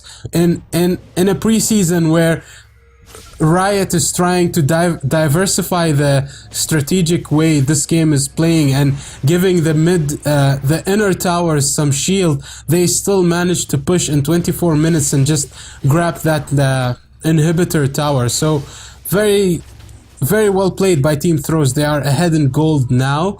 I would still want to see Team Fire Frozen react to those dragons, or maybe possibly pick up a Baron and just push this mid lane, because there's a lot of potential gold waiting for them to waiting for Team Fire Frozen to be picked. Mid lane still has the Mid lane and bot lane still have their outer towers not destroyed. Only the top lane is missing, and Jarvan insists on just sitting on that top lane and farming that Aurelia and farming the minions. He's way ahead in gold right now, and Blitz pulls the crab out of the river. And the Shen taunt from the crab. Oh, taunt. Another taunty. Taunty? Who's gonna pick this? Who's gonna pick this? Oh, Blitzcrank. But he is now in no man's land, and he's gonna get caught. He fails the flash, and they pick up a kill on this Blitzcrank. Was it worth? Was the crab worth? I doubt It that. might be worth it to him, but who knows? The crab is just perfect in baiting you and kiting you all around the map. I'm yet to see Back from Hell join the team fights. I have a feeling he can turn the tide of the fights around, but he's not going tanky at all. He's gotten Hydra and Black Cleaver, so I don't know what their plan is. Okay, he's kind of in a tricky spot. Oh, Assault and Battery comes down from fight. He manages to catch it. Let's see. Oh, what? I don't know what happened there. Okay. And he just that was so funny. Okay, I don't know what happened there exactly, but I think like he tricked Vi into flashing over the wall, and Vi like had to Volt Breaker back over the wall again, only to be surprised. And then when Jarvan flashes away, he gets surprised by Malzahar. Wow, that was crazy. Yeah, it seems that team throws are picking up the pace of the game. It's they are ahead in gold by 3k now, which is I think this is the highest lead that they in this game so far, because until minute 24 all of the gold lead was really similar between the two teams, but missing that third dragon for Team Fire Frozen made triggered Team Throws to just push the spot lane. And as you can see, that Team Fire Frozen now have an exposed bot inhibitor. Just to point out quickly, Aurelia has not completed one item yet, while Jarvan has 2 items. So yes.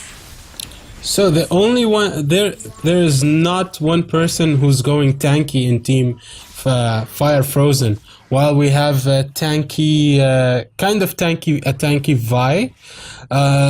Let me check one thing first.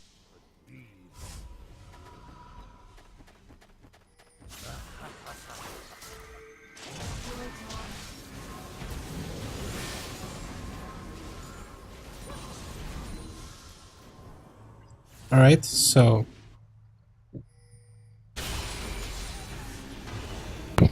things are quiet now. I think Team Throws are setting up. Oh, Jarvan and Aurelia meet again. Even in the bot lane, they managed to face each other. So, oh, Aurelia gets caught. Let's see if they can follow up on that. But yeah, both teams are disengaging. I think they just want to ward up and get ready for Dragon, because Orianna's not with them. Yeah, so I think we can see that they're going as 5s now. I think they're past that phase where Jarvan and Aurelia can just solo, really. well, I'm surprised that Odair went for the enchantment for the jungle for the smite. Wow, the ulti comes down. Okay. Yeah, so he Jarvan took is the chasing. Let's see if they do not want to do that. They still don't have the tower. Oh, Oh, the nether Odair gets grasp. caught. Let's see if he can get away. Oh, yes. And he But manages. Jarvan just jumps But in on look at the Lucian. damage. Wow. Oh, Shockwave doesn't really do anything apart from catch Janna. Black Eye is inside deep, but he managed to. Oh wow. Okay, Bane gets caught by this Aurelia.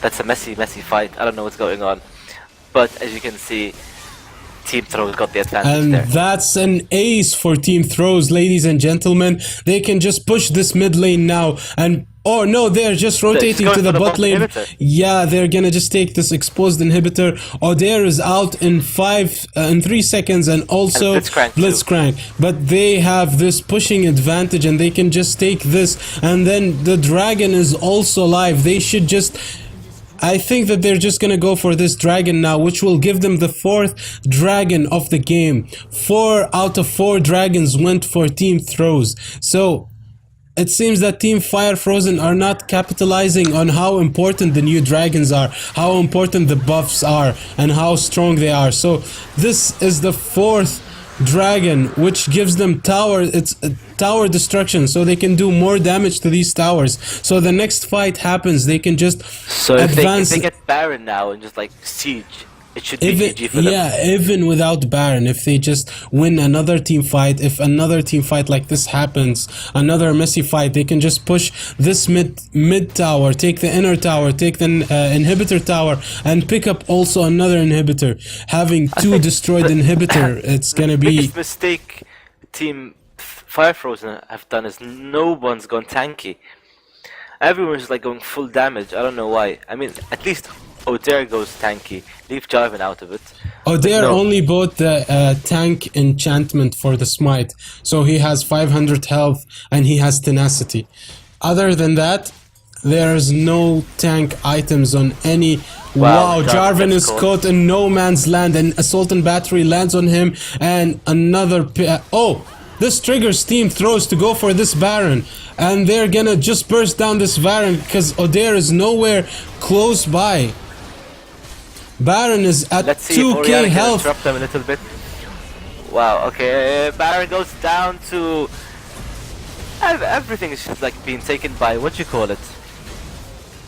Team Throws. The Team Throws is playing really, Vayne really is well. trying to Very catch methodical someone and play. she... Wow. That's almost an ace. O'Dare is the only one alive from team. So this is a 4-for-2 exchange. 3 people are alive from Team Throws, and they're pushing this mid lane with the Baron buff. The hand of Baron gives these minions so much increased stats, attack speed, damage reduction from towers, and also damage. So even though the next the inhibitor yeah, the inhibitor tower still does a lot of damage to minions, but look at that cannon minion range. He's just hitting from far away, and they pick up the second inhibitor for the game. Wow, Team Fire Frozen is in a rough spot right now. They have 2 exposed inhibitor. They gave up a Baron buff. They gave up those 4 dragons, and look at the damage that the super minions did alone to their Nexus towers. Their Nexus tower is now on 1/4 HP. This is just bad news for Team Fire Frozen. I mean, you can see that Team Throw are really playing well together. They're very coordinated. They know exactly what to do. They know exactly like when to engage, when to disengage and stuff. You can see the communication between like in Team Throws. Like it's very apparent.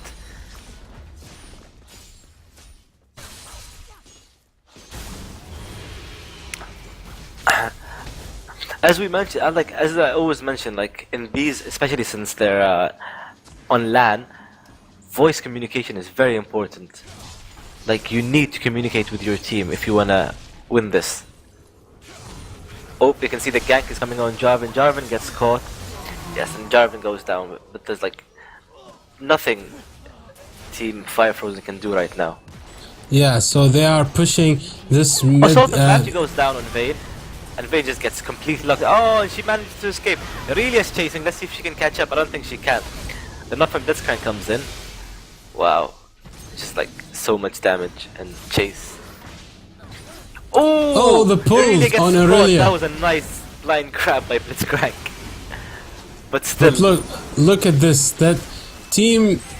It seems that Team Throws are The treating. shockwave comes in, but still it's not enough to do any damage. Yeah, look at I them mean, treating Team Throws this. is so ahead, like nothing matters anymore. They're treating Fire Frozen's base as it's their own.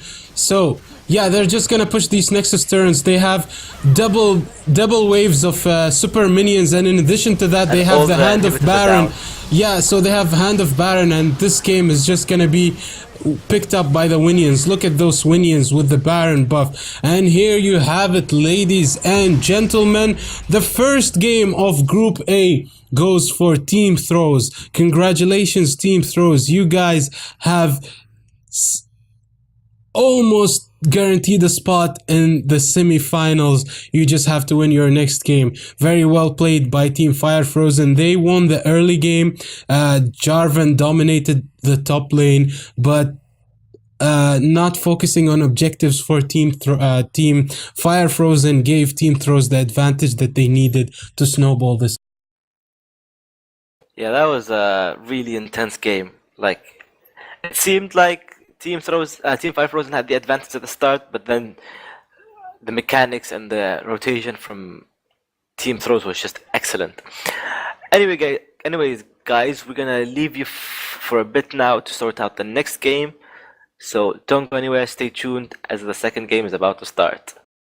Yeah, alright guys, so I'm just gonna put up some music and then we're gonna quickly sort the next game. It's gonna be Team Naughty Dylan versus Team Throws. So don't go anywhere and stick with us, and another OP game is incoming your way.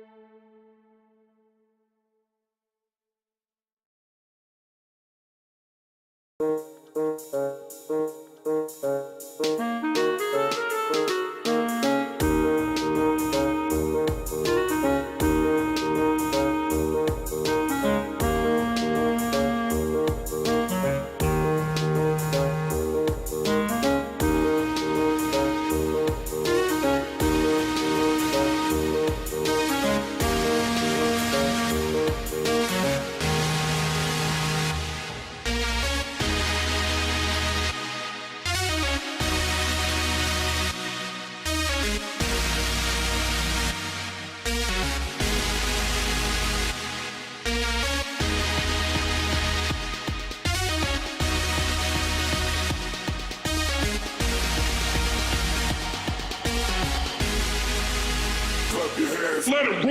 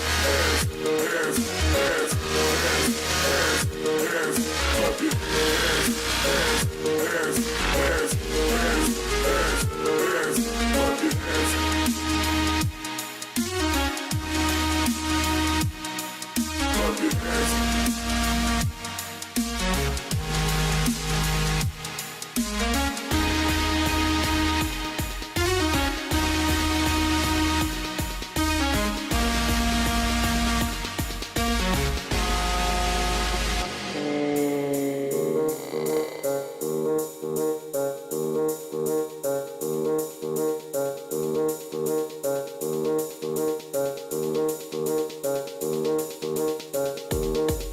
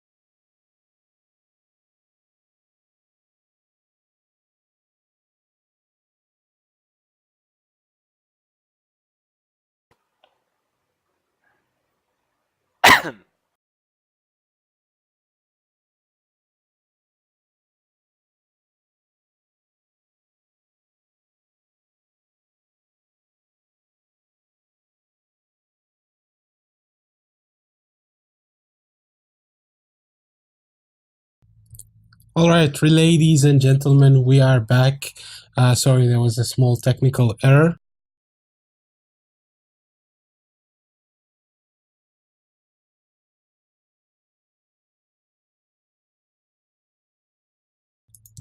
So, we are back in this game now. Team Naughty Dylan banned Leeson, Riven, and China, while Team Throws banned the Thresh, Fizz, and Yes, hello and welcome back, ladies and gentlemen. Sorry for that delay, but it's because Team Throws have been playing back to back, so we gave them a small break. Well, it wasn't really small; it was like slightly long break. But anyway, we gave them breaks for them to catch their breath and get back into the second game of the Oman League of Legends tournament between Team Naughty Dylan, who finally managed to show up all the members, against Team Throws. So yeah, as you can see, Lee Sin, Riven, and John have been banned out by the blue team, and on the red team, Thresh, Fizz, and Yasuo have been banned out. So yes, we're about to see the first picks now in any moment. Let's see who the first champion is going to be.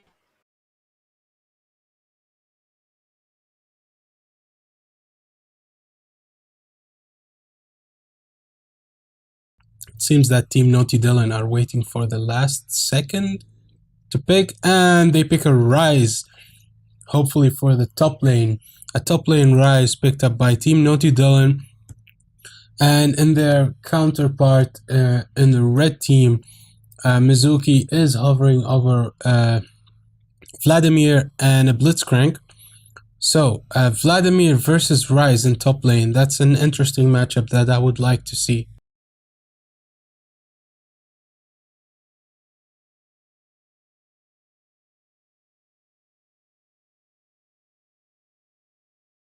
So, they changed that Vladimir to a Gnar.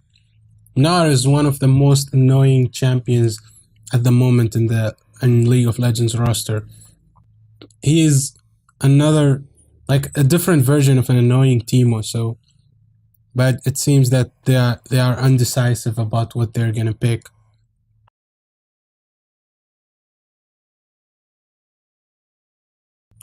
Lissandra is also a great pick. She's one of the great AP mages now that we have in League of Legends. Her kit allows her to initiate or disengage easily, and her abilities in team fights are just devastating. Yeah, she's very hard to like dive against as well. Yeah, as you said, she has a really good kit. She's really good at engaging as well, like initiating a fight like over a wall or something. We've seen, I think XPK played her once, right? If I'm not mistaken.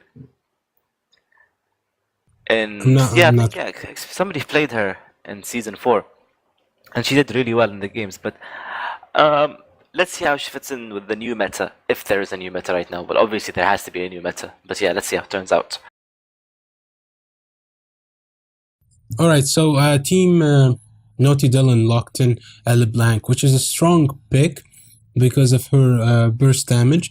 Even though that LeBlanc got nerfed when they removed the silence from her Q, many players are maxing W with her, which provides fantastic, moderately fantastic lane wave clear, and also burst damage when it's combined with the Deathfire Grasp. A Warwick jungle, we mentioned in the start that Warwick is excelling in the new jungle because of his passive, so he can just farm, and then when he hits level 6, he would gank with his ultimate and result in a kill. So he's a very, very good jungle in this new meta. As for Team Throws, they picked a Jace and a Twitch. Twitch Blitzcrank is not per se one of the best lanes due to Twitch's burst is not that good. I would prefer if they both switch AD carries, so if Team Throws get a Graves and Team Naughty Dylan will get a Twitch, but Blitzcrank's job in the bot lane is to provide enough zone for Twitch to farm until the mid game when he picks up his power spike. I'm gonna be. I'm surprised.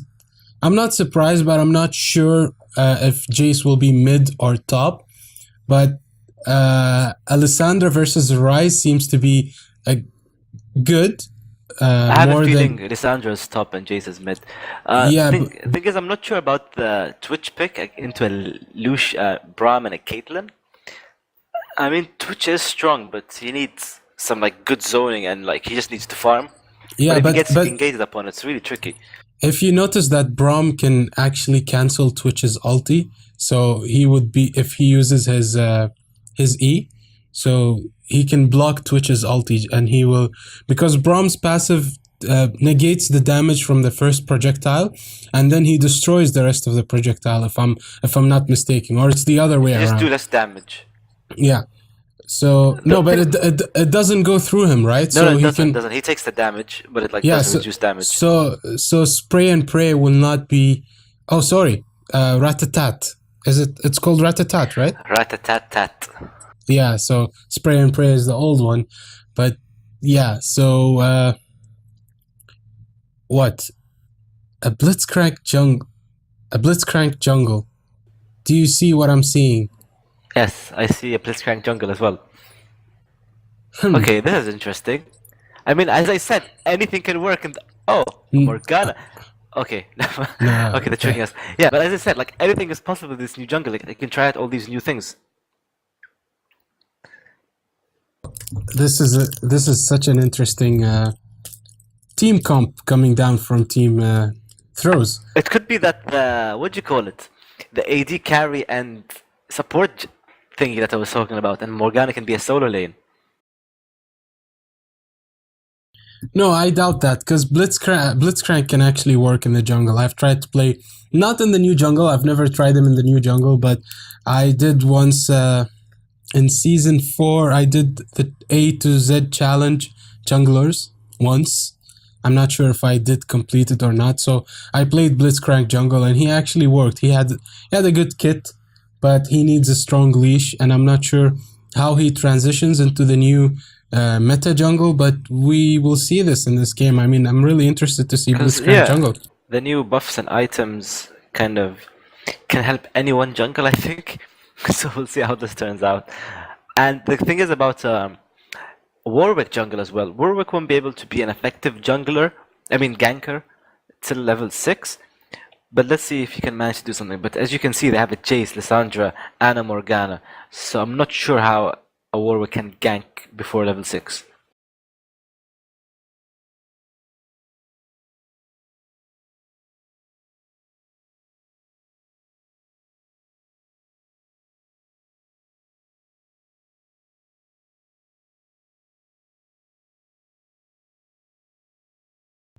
Alright, so let's talk a bit about the bot lane. Since Twitch has a Morgana, so the Black Shield will be really helpful for this Twitch. But again, you have Caitlyn, which has 7 million range. I'm sorry, but can I just interrupt you really quick? I'm really craving McDonald's for dinner. I really want to have McDonald's today. I'm sorry, guys. I'm sorry if anyone's hungry out there, but I really want a McDonald's for dinner today. I don't know why. I just didn't have it in a long, long time. So yeah, back to the game. So did you really just interrupt me for this? Yes, it's very Trivial important. information. It's very important. Alright, anyway.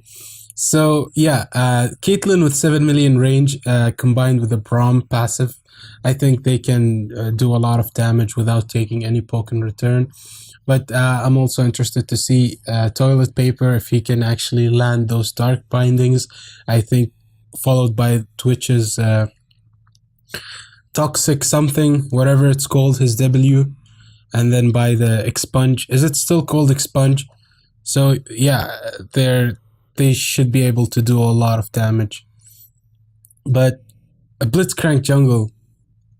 Come on, guys. A Blitzcrank jungle. This is exciting, guys. Yeah, this is about so this. exciting. Blitzcrank jungle. I'm gonna tweet this. First seen, guys, on OMLT. It's the first time you see a Blitzcrank jungle. Alright, ladies and gentlemen. we are loading into game 2 at the moment. Team Naughty Dylan versus Team Throws. The players are already loaded into the Rift, and we will follow them shortly, and we're gonna try and hype up this game. It's gonna be an interesting game. Blitzcrank Jungle, you don't see that a lot, and also Team Naughty Dylan need to fight for their chance to advance to the semifinals. If Team Throws win this game, they will be the first team to advance to the semifinals, and the winner from the next match will be the one who's advancing to the semifinals. So this is interesting, guys. This is really exciting. We are already deciding which teams that will advance to the semifinals from week 1, day 1. So you only get these in OMLT. You get these crazy matches. You get this crazy tournament setups only in OMLT. So you've seen it here first. You've heard it here first. And we are loading this game. So Soul Eye from Team Naughty Dylan is not connected yet. This is the second game that we're casting today, and both top laners from the blue side of the map gets disconnected. Rito, please. Call it coincidence or Illuminati, whatever you want to call it. Yeah, should be very exciting. Like, can't wait to see this game. Let's see if Naughty Dylan has any new tactics or any counter to this Blitzcrank Jungle. That's exciting. So yeah, I just want to see AD carry and a support jungle. I really want to see that. Well, you can try it tomorrow in your game. Yes, we're gonna practice that and then do it. So yeah. All right, ladies and gentlemen, so here we are loaded into the new magnificent Summoner's Rift, and as you can see, the players are... What? Do you also have only shadows? It happened last game as well. I think it will start in a bit. It's that thing when it loads before the game starts, something. I don't know. Oh yeah, okay, they disappeared. It was a... It's a loading thing. Yeah, and here we are. The players just are summoned into the new Summoner's Rift, the new magnificent, great, sexy Summoner's Rift. Okay, so pose like I pose coming, yeah. Because the top laner from Team Naughty Dylan is DC'd. So let's see when is he reconnecting? Yeah, just remind people of the rules about the DC, how long and stuff. Oh yeah, I mean, I'm glad that until now that we did not have that much impactful DCs, but the rule says that if someone gets a bug splat or something and that he is unable to reconnect within 2 to 3 minutes, which will make and the only possible way for him to reconnect is to recreate the game. We can recreate the game if it's less than 5 minutes of playtime and no first blood. But if they get a first blood or it's past 5 minutes, then the game will have to continue and there's nothing we can do about it. After these 5 minutes, if any player experiences a technical issue or something to do with Omantel or whatsoever, they have a maximum of 5 minutes post time per session. So okay, so we are resuming the game in 1 second now. So the Rise reconnected. And yeah, both teams are just gonna head into lanes now. So just I just want to point out something. Like it happened last game. All chat should not be used for other than pausing the game or stuff. Like you shouldn't use it to like other than saying GG or good luck and stuff like that.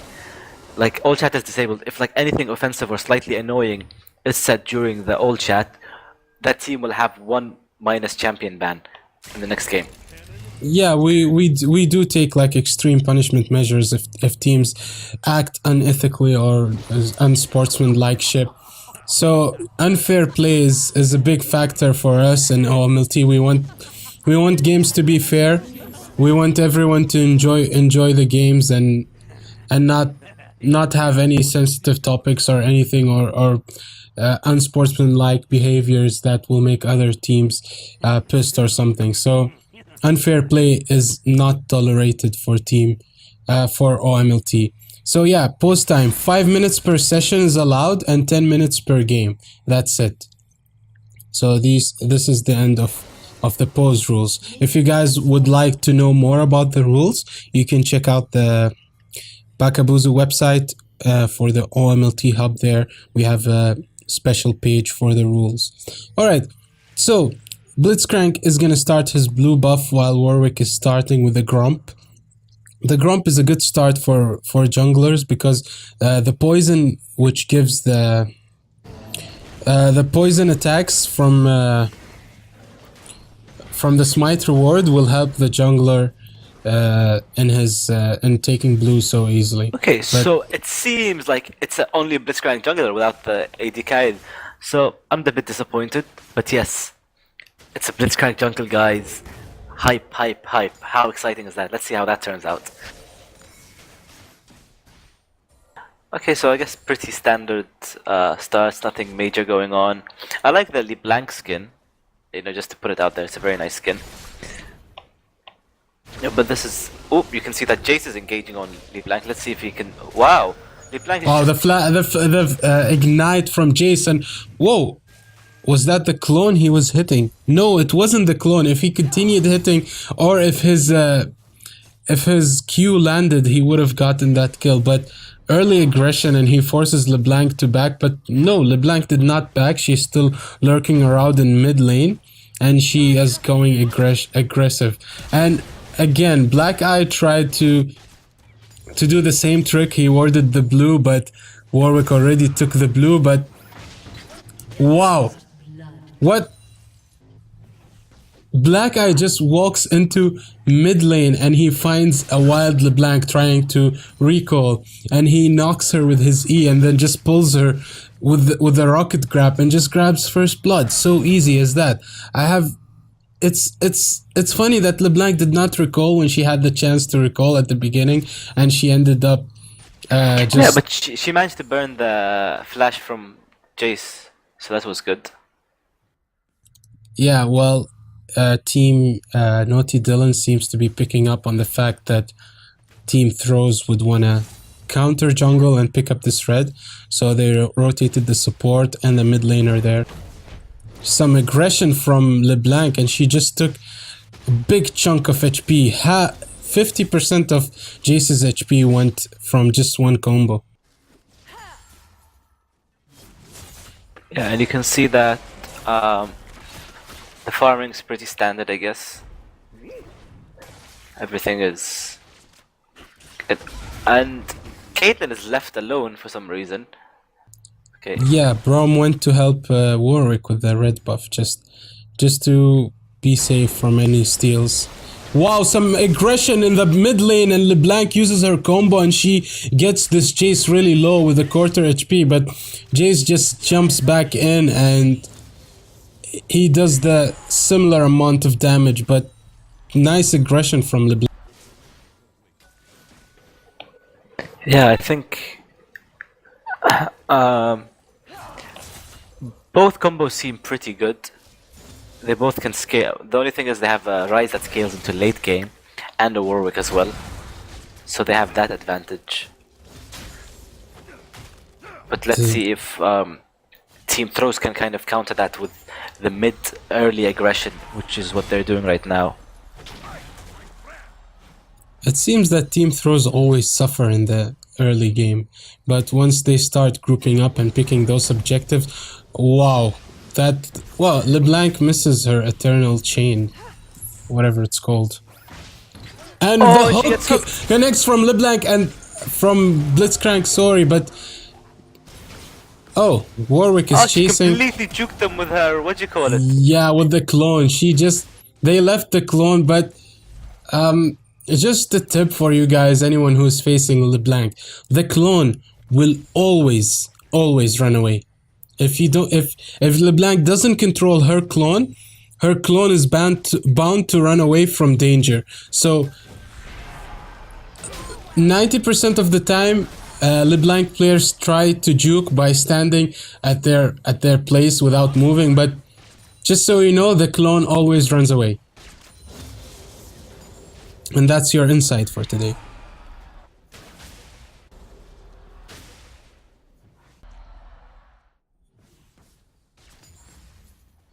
I All right. think Twitch is doing a good job farming against these two. Like, I'd expect more poke coming down from the enemy team on Twitch because, Caitlyn has a longer range than Twitch. But I think this is what I meant. Like, Warwick cannot offer any pressure at bot lane for them to scare that Twitch away until level 6. Is Brom DC'd? He's just... Oh, Yep. yeah, he has. Let's see if the pause comes out for Braum. Alright, so there you have it. Another pose. Brom seemed to be DC'd. He was standing in his own place. And now we will just wait for him to reconnect. Just a small recap on the gold and the farm. Lissandra is doing pretty good in the top lane, out farming Ryze, and that's expected until Ryze now he has his Tear of the Goddess. So with Tear of the Goddess he can use his spells to farm.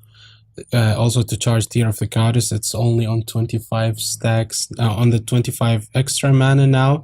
Warwick has not recalled yet, and he's doing what a Warwick in the preseason would do. He's farming well in this jungle. Even though Blitzcrank has picked up 1 kill and he's now he upgraded his smite to the smite that reduced the movement speed of champions. So the standard smite, the Stalker's Blade, he is still at 8 minions. So Jace is farming efficiently in the mid lane versus LeBlanc. LeBlanc was just trying to put down some harass, maybe force this Jace out of the lane so she can farm freely. Bottom lane is pretty equal, 45 to 45 CS. And I think even though that it's equal CS, I give it to Twitch for farming efficiently, even though that Caitlyn has the longer range and the longer harass, but he still farmed efficiently. And I think this is all thanks to Morgana's Dark Binding. They are zoning the enemy team and forcing them to just play safe behind minions and negate a bit on the harass factor that they have. Speaking of Morgana, I noticed Morgana, Toilet Paper had a golden border, which means he unlocks the Morgana Victoria skin, doesn't he? Yeah, he should. Yeah, Gold and and- above. Yeah, I was wondering why he didn't pick it. Because that would have been interesting to see. Have like show off, like, yeah, I have a Victoria skin. Woohoo. Actually, the Victorious Morgana skin is not that bad. I mean, the animations is just very, very incredible. If you compare it with the Victorious Elise, I'm not that big of a fan of the Victorious Elise. So, yeah. But it's good to have them to, like, it's the rare skins. Well, I like Victorious Jarvan. That was a nice skin. Yeah, but it's still like good to have them, like, oh, I have Victoria skins. I did good in season 1, 2, 3, and 4 kind of thing, It's just like a bragging thing, basically.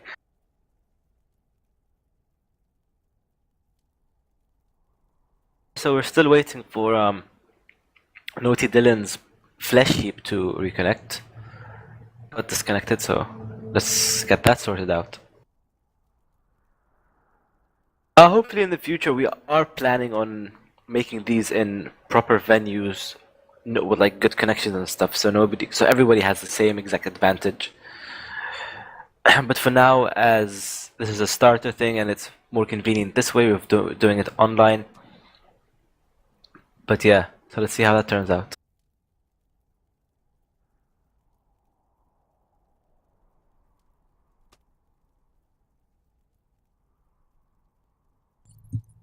So yeah, it's still too early, but we are past the 5 minutes 5 minutes allowed time for a recreate, so they should either try and reconnect or we'd have to start the game until their support manages to reconnect as per the rules.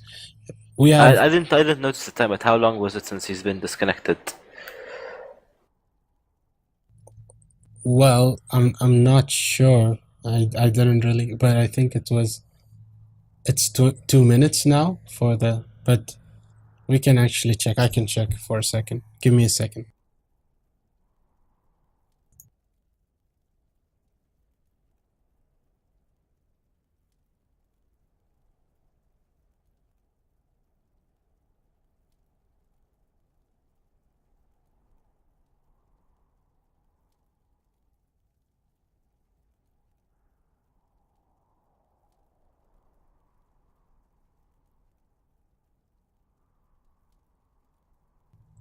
All right, so this seems to be their last minute.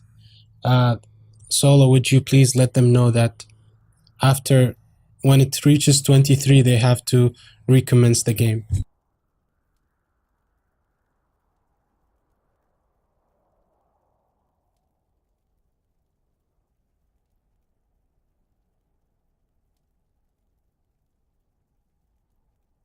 Because they have exceeded their 5 minutes limit per pose.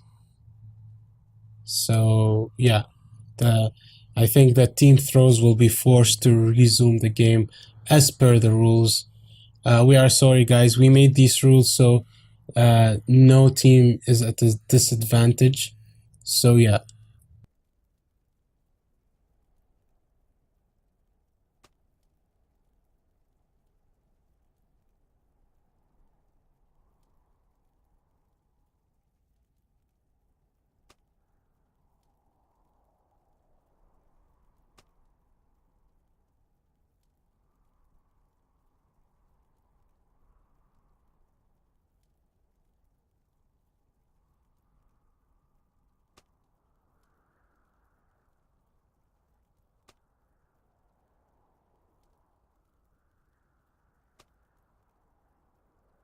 A summoner has reconnected. Okay, so Braum managed to reconnect, so the game should be resuming now.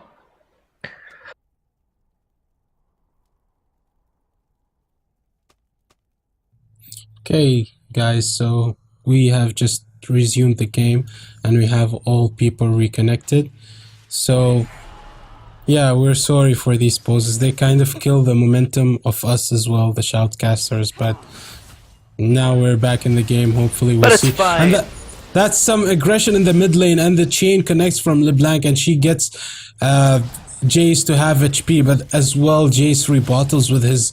Wow, Jace goes in for the ignite, but that was... And a gank from Blitzcrank, and he didn't activate his... Yeah, and now he uses the... And he's waiting for the flash, so he pulls, and he misses the pull. Wow, that was a great patience from Rise not to waste his flash too early, and he flashed, and he knew, I think, that Black Eye was expecting him to go to the right side, but he juked it to the left, and that hook barely missed, and well, still nonetheless very nice gank from Blitzcrank. Okay, so LeBlanc just hit level 6, well, a moment ago actually. Jace is just going really aggressive on her, and she can't just... I mean, she has to burst him down and like get all her combo down. Otherwise, she just can't just sustain herself in the lane against him. Funny thing is, Lissandra is beating Rise in CS. I mean, Rise is usually weak in early game. Wow, okay, that was a nice attack by LeBlanc there. She managed to get Jace down. I think she was just waiting. The thing is, because Jace was cocky knowing that LeBlanc was low and he was not going to go back, but he just kind of misjudged the burst that LeBlanc could dish out.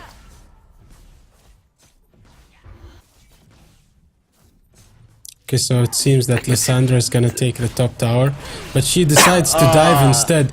And wow, that damage. Oh, the tower is just one hit away, and she manages to pick up a tower and a kill as well in the top lane. Very nice played by Lissandra.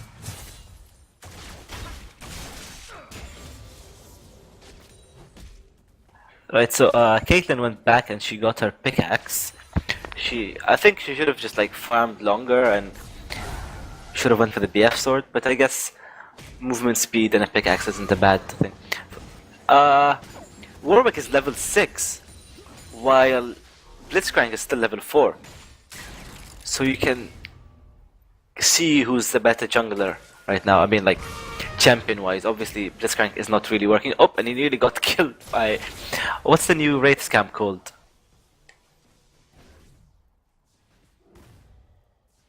Okay, oh wow, he just can't get them down.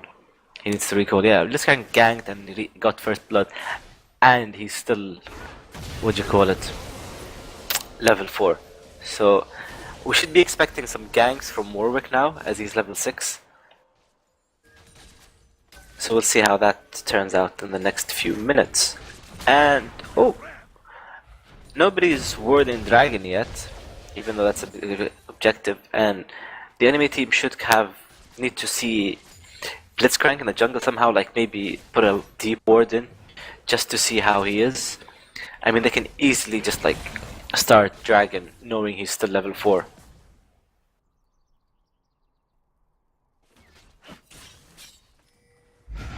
Things are passive. Well, Team Throws is up by 2k gold. Wow, Bram goes in for the ulti. Caitlyn is behind attacking. He missed his ulti though. But wow, the Morgana ult and aggression does a lot of damage to Caitlyn. But yeah, I think this Braum is just gonna fall now for this Twitch. Very... Oh, aggression from LeBlanc, but wow, the Warwick flash ulti, but he gets knocked into and pulled again under the tower. LeBlanc picks up the kill on this Jace, but also Jace picks up the kill. But wow, Black Eye just picked up a kill on LeBlanc. That was a nice counter gank by Blitzcrank. And his flash grab was on point there. Yeah, but it was a good idea from Warwick that he wanted to counter gank. They still picked up a kill, but very nice positioning from Jace that he knocked the Warwick into the tower, and then he forced Warwick to... Oh, and Team Throws are doing what they do best. They're going for this first dragon, which will give them that 8% extra damage. So this is the most important dragon, as I mentioned before. But yeah, Ryze is also nowhere close to taking this top turret, but he should be able to take it. But Lissandra is just moving her way up to the top lane now. The thing is, if you notice that Team Naughty Dylan's mid lane and top lane's farming is just really bad. I mean, they're not catching up with the farm, even though they can like farm easily, I guess, instead of just like harassing. I think they spend too much time trying to poke the enemy down rather than get minions. But as you see, the classic Team Throws warding thing in the red jungle, they always kind of like to put these 3 wards and those 3 exits. Oh, you can Blitzcrank is ganking LeBlanc. Let's see if she can get away from that. Oh, she managed to get away.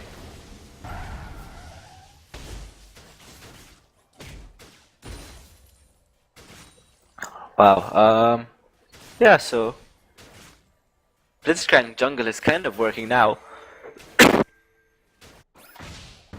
Oh, he grabs Caitlyn over the wall. Let's see if the team follows up with that. Oh, and he gets caught in a tricky spot, but Morgana shields him, so he should be fine with escaping.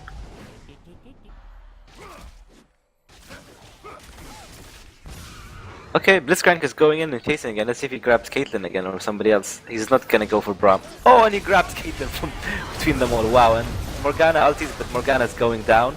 Oh, she managed to escape. Wow. Double kill for Jace. Warwick is chasing down Blitzcrank. Let's see if he gets him. And he gets the kill. And the ulti comes down from Lissandra. Lissandra takes down Warwick. Wow, what a crazy trade. And Ryze is just still top, and he did not teleport. He had teleport ready, and there was a ward there, so he could have teleported to the ward and helped the team, but he just stayed at the top. And turret goes down. Let's see if they follow up on this. Ryze is in a very spotty, in a bad position, and he managed to escape.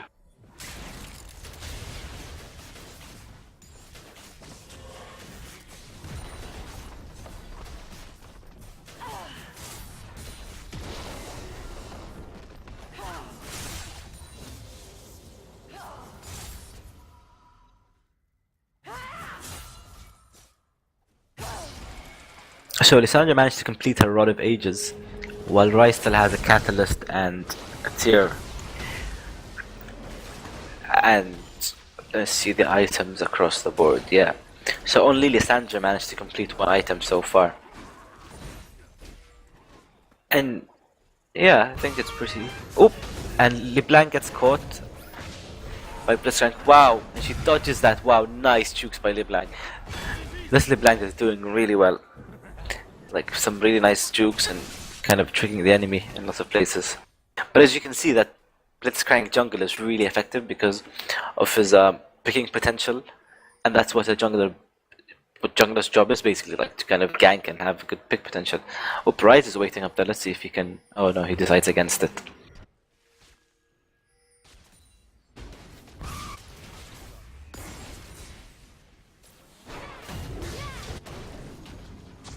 Okay, so blue team are trying to defend their blue buff, but Blitzcrank and Braum is still trying to get it. Let's see if LeBlanc and Caitlyn can follow up here. Oh, Twitch is going in. And they pull...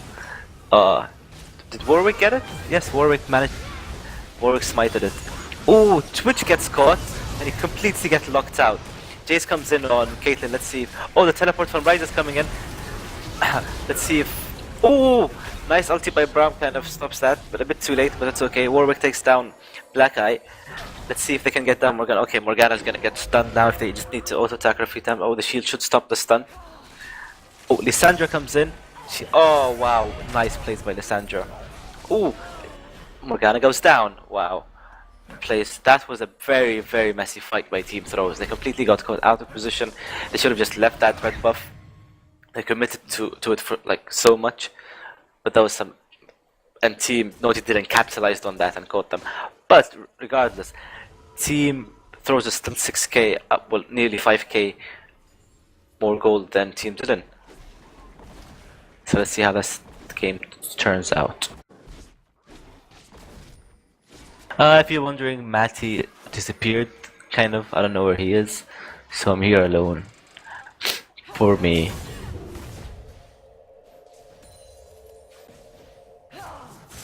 Yeah, Ryze managed to complete his Rod of Ages as well, so that's a good thing as well. I mean, Ryze is a late game champ, and this should be able to kind of help him scale better now.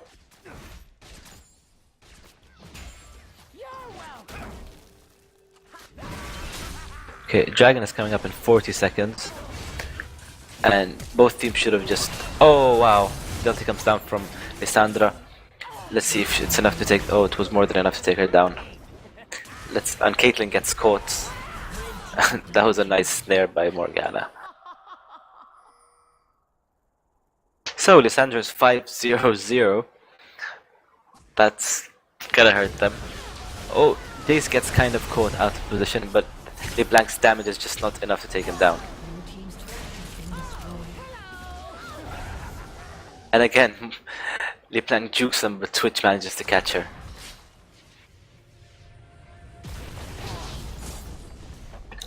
Shout out to Neon Ninja, I guess. Yeah, thank you for sticking with us and watching all these matches. You're awesome.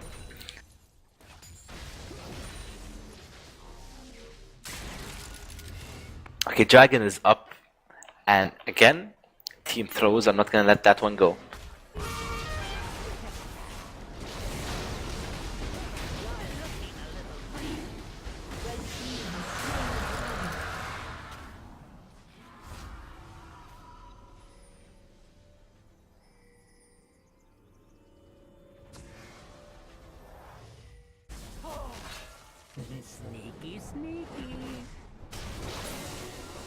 Alright, so that's the second buff for Team Throws, and that gives you 15% damage to minions and monsters. Okay, so the goalie just keeps on increasing for Team Throws. Let's see how long Team Dylan can hold them off. And Team Dylan aren't really putting down many wards, just like 2 wards, well 3 now. While Team Throws has really good ward control over the right side of the jungle, which is important when you want to go for dragons and stuff. Yeah. So we can see who's the dominant team from this group. And oh, Lysandra just bursts down Ryze with ease. Oh, she got Deathfire Grasp as well. So, yep.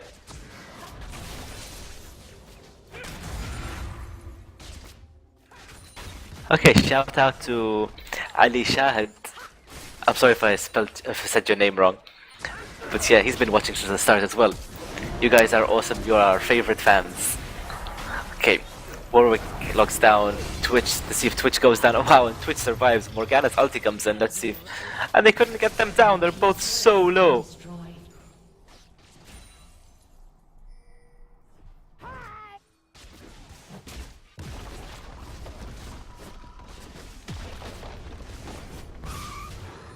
Okay. Wow, flash grab by Black Eye. Black Eye is known for his flash jungle engages. Oh, this LeBlanc's plays is just like on point, honestly. Even though he's doesn't have many kills and good farm, his mechanics are excellent.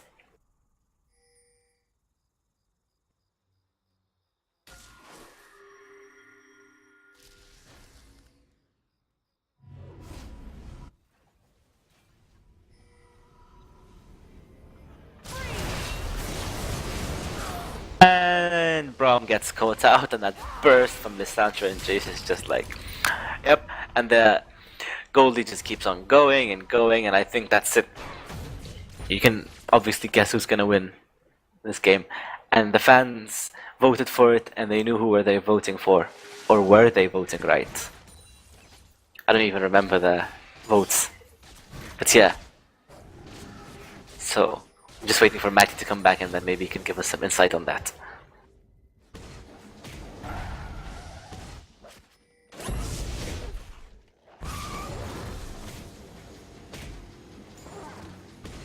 So guys, what do you think of Blitzcrank's jungling so far?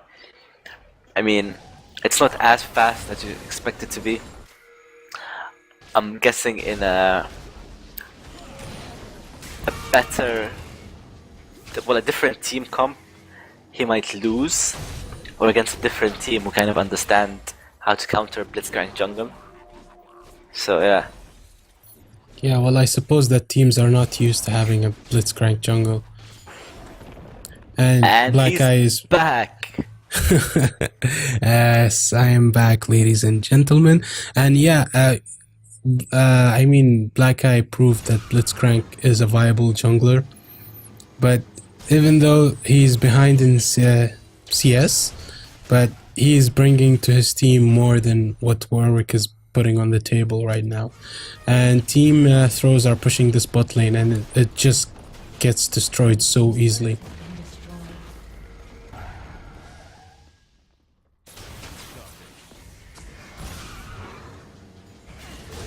Okay, so Blitzcrank walks, face checks this bush, and almost gets melted, and he dies from the... He just flies into everyone and catches. But again, look at the ulti from Lissandra. She just picks up an easy triple kill.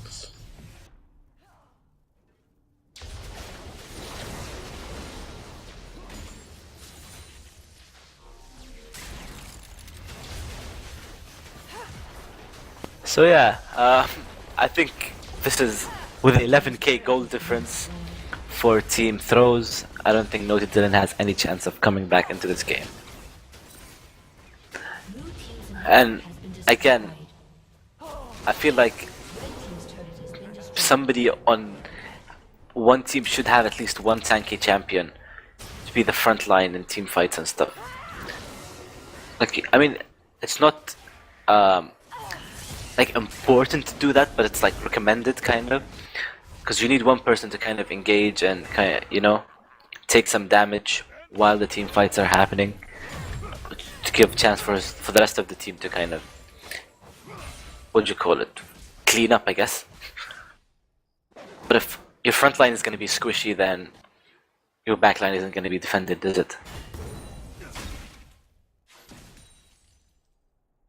Alright, Okay, so team Dragon is coming out in throws. 5 seconds. Well, Yeah, and I five think that team now. throws are gonna pick this as well, because Team Naughty Dylan are nowhere to contest it. But look at that. Wow. Totally destroyed. Totally melted this LeBlanc. Just one ultimate from this Lissandra means death. Yeah, I Wow, just want this to point out that Mizuki's. Oh wow, this just. That problem just barely escaped. Anyway, I just want to point out that Mizuki is doing really well as opposed to how he played last game. So guys, this is the new Baron. You can see how fancy he looks, and Warwick just like face checks and gets completely obliterated. Twitch is going down. Oh wow, Twitch nearly went down.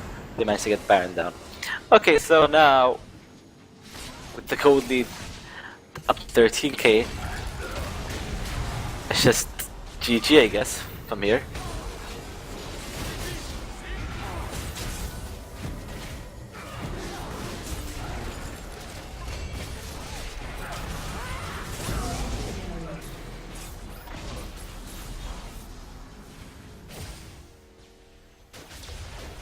Oh, KP headshot nearly gets.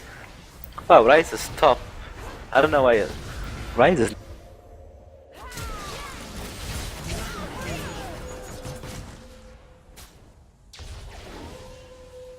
From Team Naughty didn't, not both teams. Team Throws communication is like on point. And I'm left again without Matty. I'm gonna make him shoutcast the next game on his own while I go and get my McDonald's. Yes, I'm gonna get McDonald's. You can get McDonald's later. If any of the teams that are gonna be playing next game are watching this or listening, please prepare yourselves while I go get my McDonald's. And that's the third dragon to Team Throws, giving them movement speed, 5% movement speed. Yeah, Team Throws are on point with their objective control so far. They, in both their games, they picked up all dragons and all dragons and all barons. I think it was one baron that, wow, and the pull on Warwick, but also gets knocked away by Jace. If he was knocked away, maybe the other way, it would have been different, but...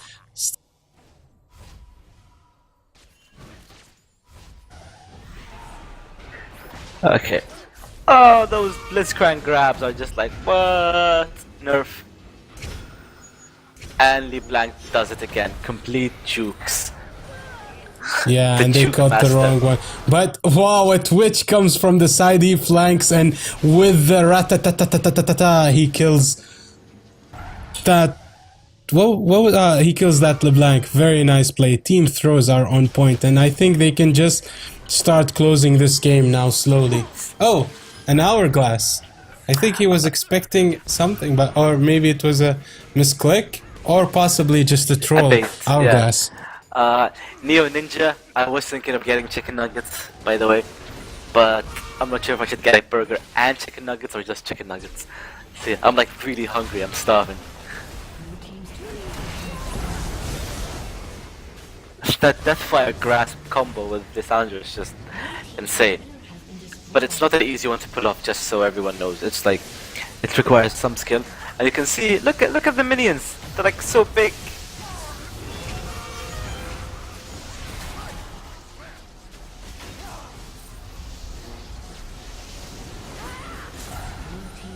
Yeah, as I mentioned before, that when you have the Hand of Baron, look at that cannon minion just hitting from far away. So OP.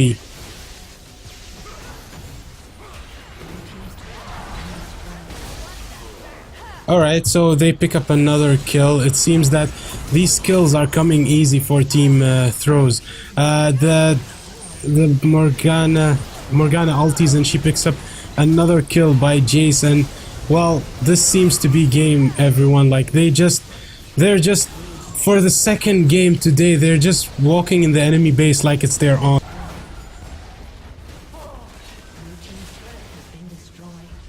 Alright, so here you have it, ladies and gentlemen. Team Throws picks up their second game of the day versus Team Naughty Dylan. This means that Team Throws are now into the semi-final as the first seed of Group A. Congratulations, Team Throws. Very well played 2 games. You guys showed up and you guys delivered some amazing games. Well, again, congratulations, Team Throws. You are now the first seed. The next game will be played between Naughty Dylan and Team Fire Frozen. The winner of this game will be the one who advances to the semifinals as the second seed from Group A. So while we are undergoing this game, while we get both teams ready, it will take us 5 to 10 minutes. We are kind of behind schedule at the moment, but yeah, 5 to 10 minutes gathering the next teams to play. So bear with us, guys.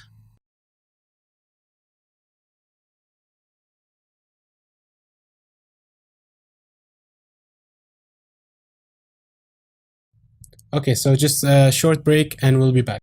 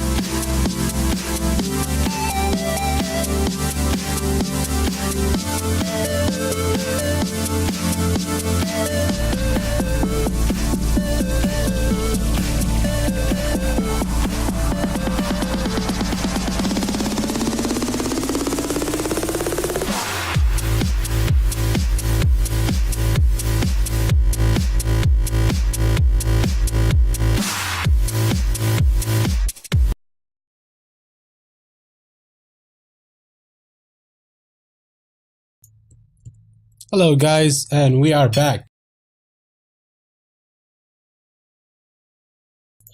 Sorry for this delay.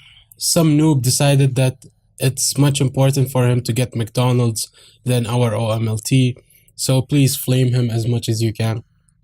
So both teams have gathered in the lobby.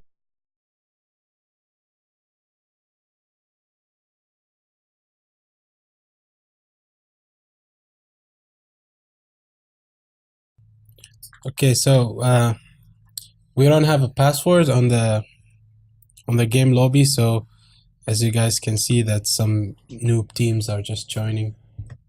I mean, you guys can't see, but some level 1s are joining, so it's making it a bit uncomfortable.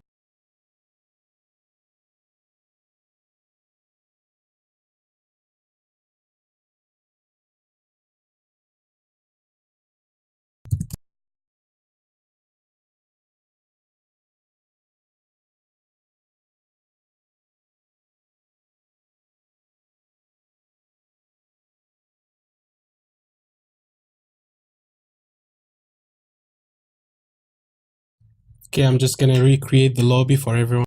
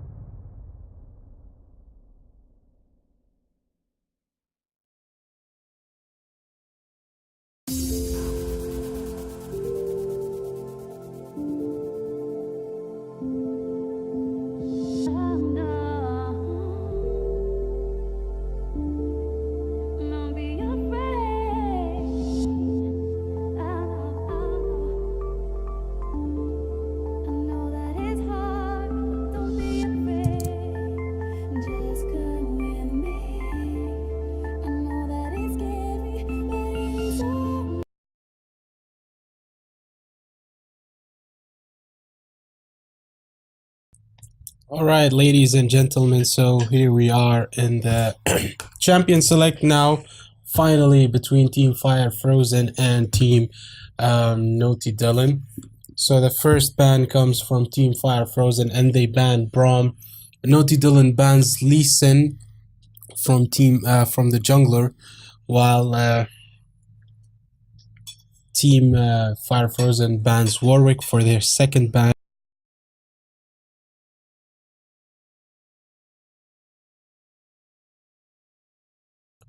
Okay, so yeah, Jana, pretty standard. I think it should be a standard ban starting preseason because she's pretty OP. And Rise, I think Team Fire Frozen don't want to play with Flesh Heaps versus Flesh Heaps Rise. And the final ban from Team Naughty Dylan is Zed. Hello, ladies and gentlemen. I'm sorry for disappearing, but everybody who's watching probably knows where I went, and I'm back. And if Neon Ninja's still watching, I just want to point out I did mention your name, and they were like, "What?" So yes, you owe me the whole menu.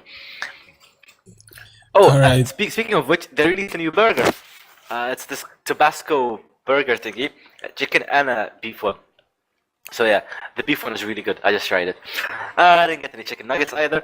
But back to the game. So, from the blue team, we have Braum, Warwick, and Rice banned out. And on the purple team, we have Lee Sin, Jana, and Zed banned out. We can see Lucian being picked first for the blue team, while for the red team, we can see Thresh being picked, which is Lucian's boyfriend. He's cheating on him. And we see Vi coming in. Vi has been a very strong jungler, as we noticed when Black Eye played her. So let's see if Solai can do the same. Or whoever the jungler is for the red team. Yeah, just to point out that I spoke to Black Eye after both his games, and he said that he only played 3 times in the new jungle, so he had no idea what he was doing. But I guess that worked out fine for Team Throws. And we can see Cool Boy on an Amumu. His Amumu was spot on when he played in the previous cancelled OMLT tournament. He went full AP and he destroyed people. IR Psycho hovering over this Yasuo, but I think that's a troll pick for his team, and now he is gonna deny team Naughty Dylan of picking up this LeBlanc. LeBlanc is pretty pretty popular in the OMLT. In the previous one it was picked more than 5 times, and now we can also see that LeBlanc is a priority pick for teams. I played versus IR Psycho's Yasuo, and it seems that he is going for this Yasuo. Well, I think he would play a good Yasuo, but so far I don't see much synergy in his team, except for maybe the only knock so far they have is the Q that Yasuo can put out. Other than that, there's no knock. Team Naughty Dylan are hovering over a Swain and Graves. Swain would be an interesting pick because he could possibly out-sustain this Yasuo in mid lane and be more tanky.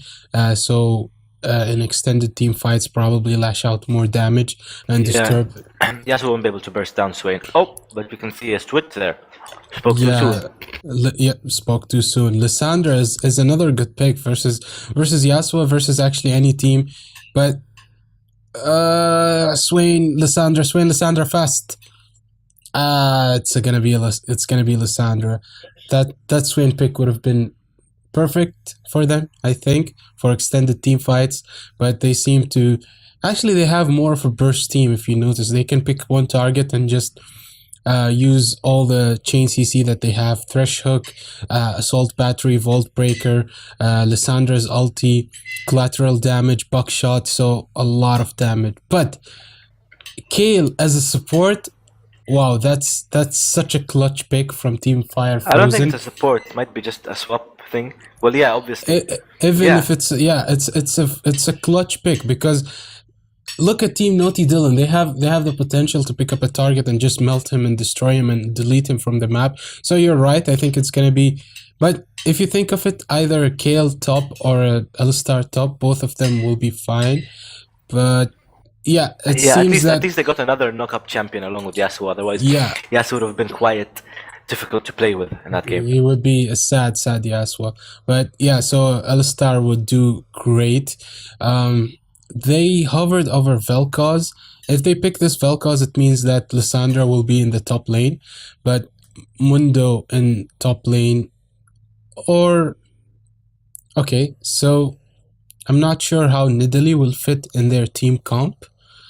I think a Mundo will be great to just run inside team fights and disturb everyone. But again, Team Fire Frozen, I commend them on them picking Kale, because Kale's intervention could save someone, could definitely save someone who's picked up by all the CC, all the burst damage that Team Naughty Dylan have. But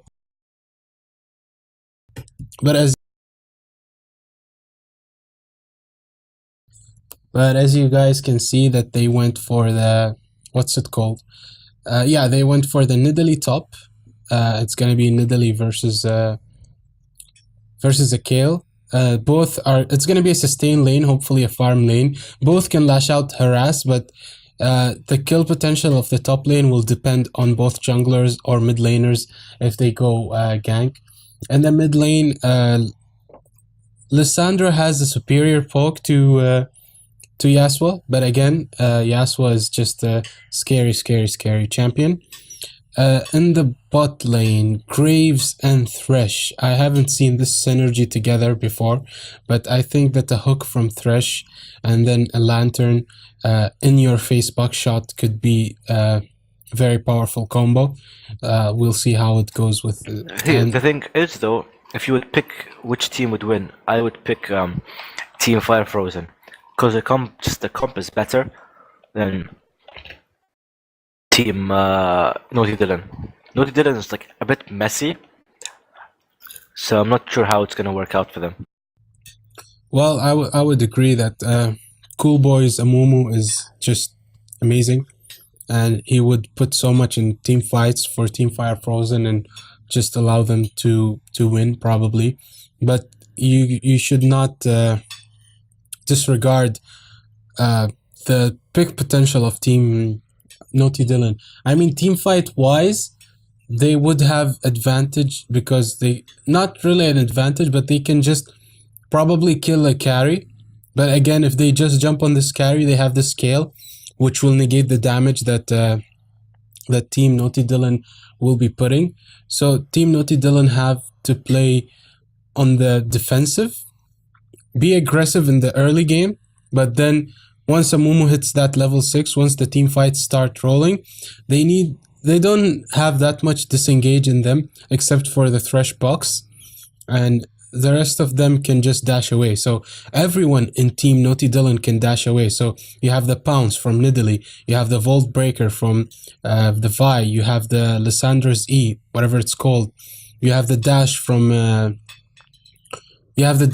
that's why you have the good CC from the Team Fire Frozen with the Alistar and Amumu. Yeah, and so they have superior CC, but I think that Team Naughty Dylan, they need to bait them into using ultimates. If they fight while Amumu has his ulti up, they will definitely lose that fight for just sure. quick, I just need to check something quickly. If I'm not mistaken, I think... Would it say their names? I don't think it would say their names. No, it doesn't say their names. Because I think Crucify played AD carry last game, if I'm not mistaken.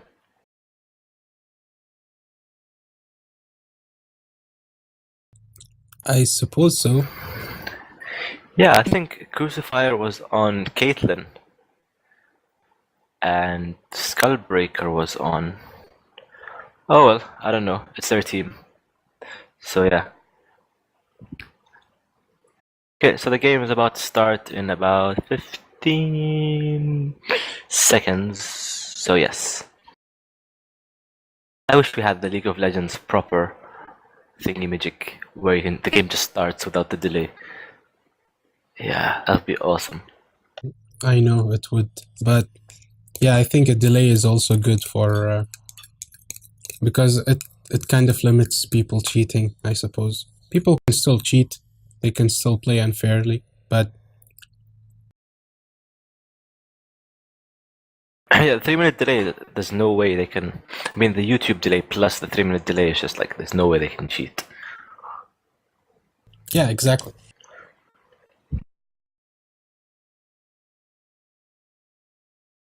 So, Team Throws is the #1 seed, the thing. And just to point out, guys, after today, it's like the teams which will advance to the semifinals. So these matches are actually important because they just take you to the next step. We're not going to do a delayed thing where each team plays each team twice or whatever it is, because it's not a big tournament and all that stuff, so yeah.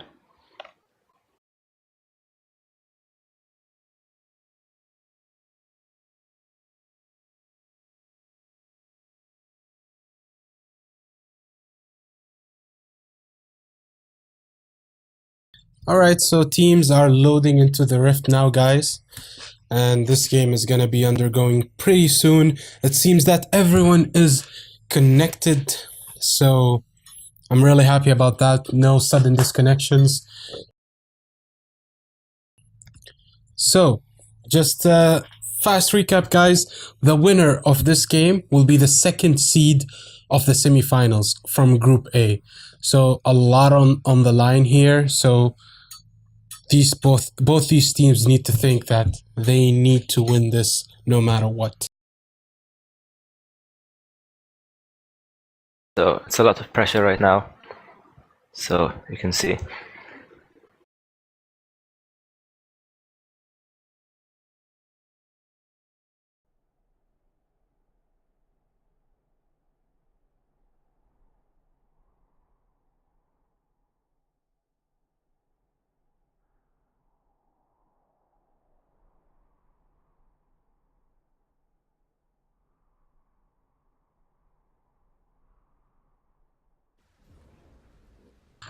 All right, ladies and gentlemen, we are loaded into the Rift, and both teams have all connected. So we are just watching some interesting items being bought by both teams. Nidalee is Nidalee, AP.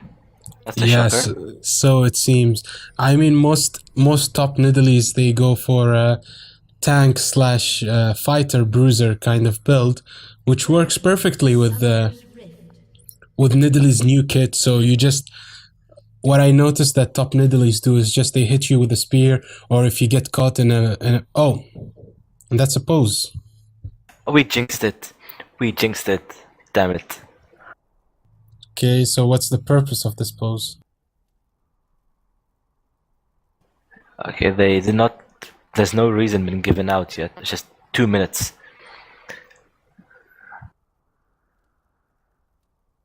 I'll just whisper Skullbreaker and ask him what's the reason.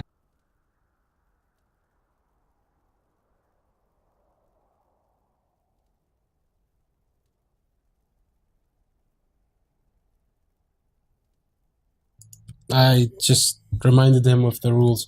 Teams are not allowed of unjustified poses unless there's a hardware issue or internet issue or a relog issue. Otherwise, you can't say that I'm gonna pose to go to the toilet. You don't do that in professional play or in a tournament or while playing a game. You can just AFK and go to the toilet. It's not pose worthy. Yeah, they might have a reason. So, but they All did right, not so mention it. we'll just give them the benefit of the doubt. Just reminding everyone of the rules so we don't get unjustified poses in the next games. Since this is the first day and teams are still having a learning curve to the rules slash professional tournament that we are trying to pull off here. So yeah, I think that Crucifier is not connected somehow. As you can see that everyone bought items and he's still in base. So I think the DC, he's having a DC or he's having some sort of an issue, technical issue whatsoever. Well, the 2 minutes are up, so they should be resuming.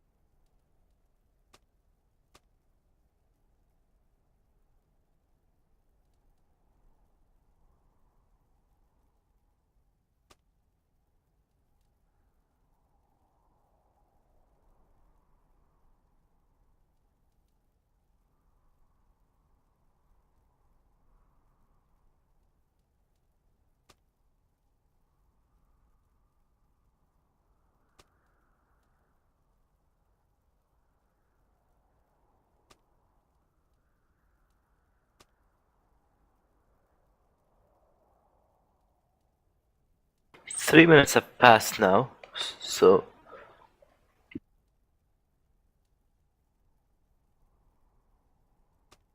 I think it's disconnected. He's disconnected. So they're allowed their 5 minutes, I guess.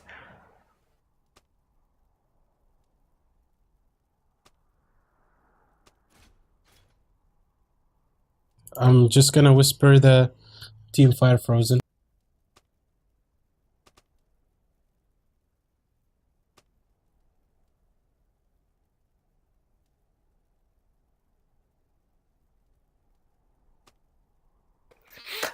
I'm sorry, Ali. KFC is not better. McDonald's is better. KFC is food poisoning. I'm actually disappointed, guys. I haven't received any tweets from you. You can't tell me that none of you are using Twitter. Come on, we're living what? Are you guys living under a rock and not... Okay, so the game has been paused, and we're starting. Yeah, we just started. I think that Thresh just reconnected. He still... Yeah, he just bought...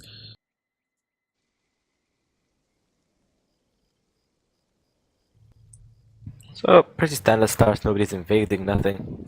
Yeah, and Team Fire Frozen, you guys violated the rule by not changing, by having your ADC in your support slot. So we'll be deciding later if you guys advance to the semifinals. We might punish you for that. Yes, we are really strict about having the correct positions, regardless. So, both junglers started with the Relic Shield. Solo, no, never mind. We will tell the other teams that I can hear in the background that there are a lot of chats going in the old chat. This is not really allowed, guys, so just so you know. So some some aggression and coming from I Am Rabbit on Kale, and the Q nearly did any damage compared to the damage that Kale did with her E.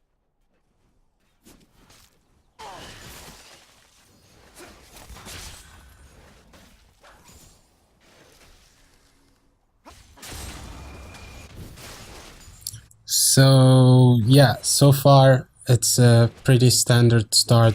Both teams are just farming up. Nothing interesting happening except that both junglers picked up their buffs. Cool Boy is starting his red buff and he picked that. Wow, some aggression from Yasuo. That's I don't know how IR Psycho plays with Yasuo, but I heard he's really good.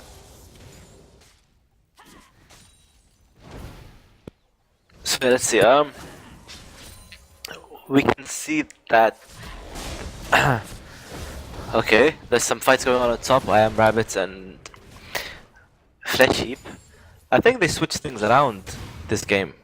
So let's see how that turned out. Oh, you can see that Alistar was gonna go in, but no.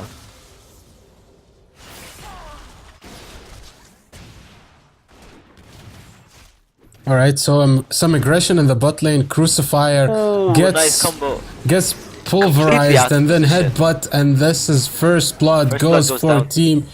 Team Fire Frozen, and they're still fighting, and the heal from Graves, but I think Pulverizel should come back. A headbutt inside with the Winions and then flashes off. Wow, Lucian picks up a kill with some clutch plays.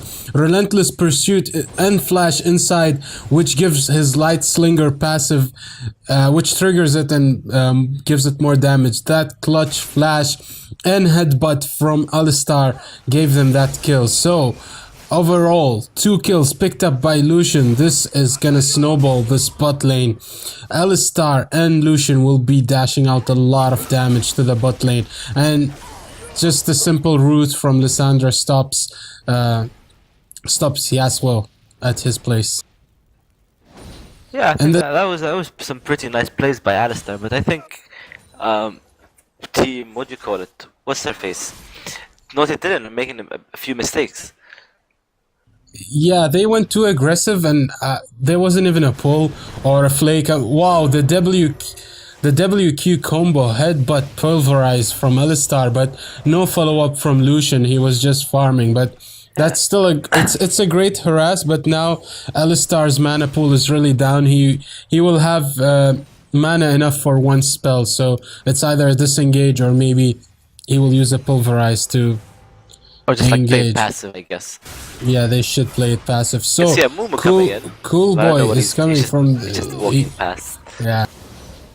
So Oh, a top look at- lane gank and Volt Breaker lands on Kale, and she Soul Eye with Vi was, and he stops. Oh, the spear lands and the cougar form, but wow, that wasn't nearly enough damage to kill. But Cool Boy is rotating to the top lane and he face checks this Vi, and the spear lands on maximum damage, and that's a kill picked up. And in the bot lane, Alistar headsbutts this Thresh, and they're just following the Thresh up, but they leave it. But wow, that max range spear hits Schoolboy, followed by the cougar form where she pounces and then uses the takedown to kill Amumu. That was a great pickup by Team Naughty Dylan, and I think they picked up.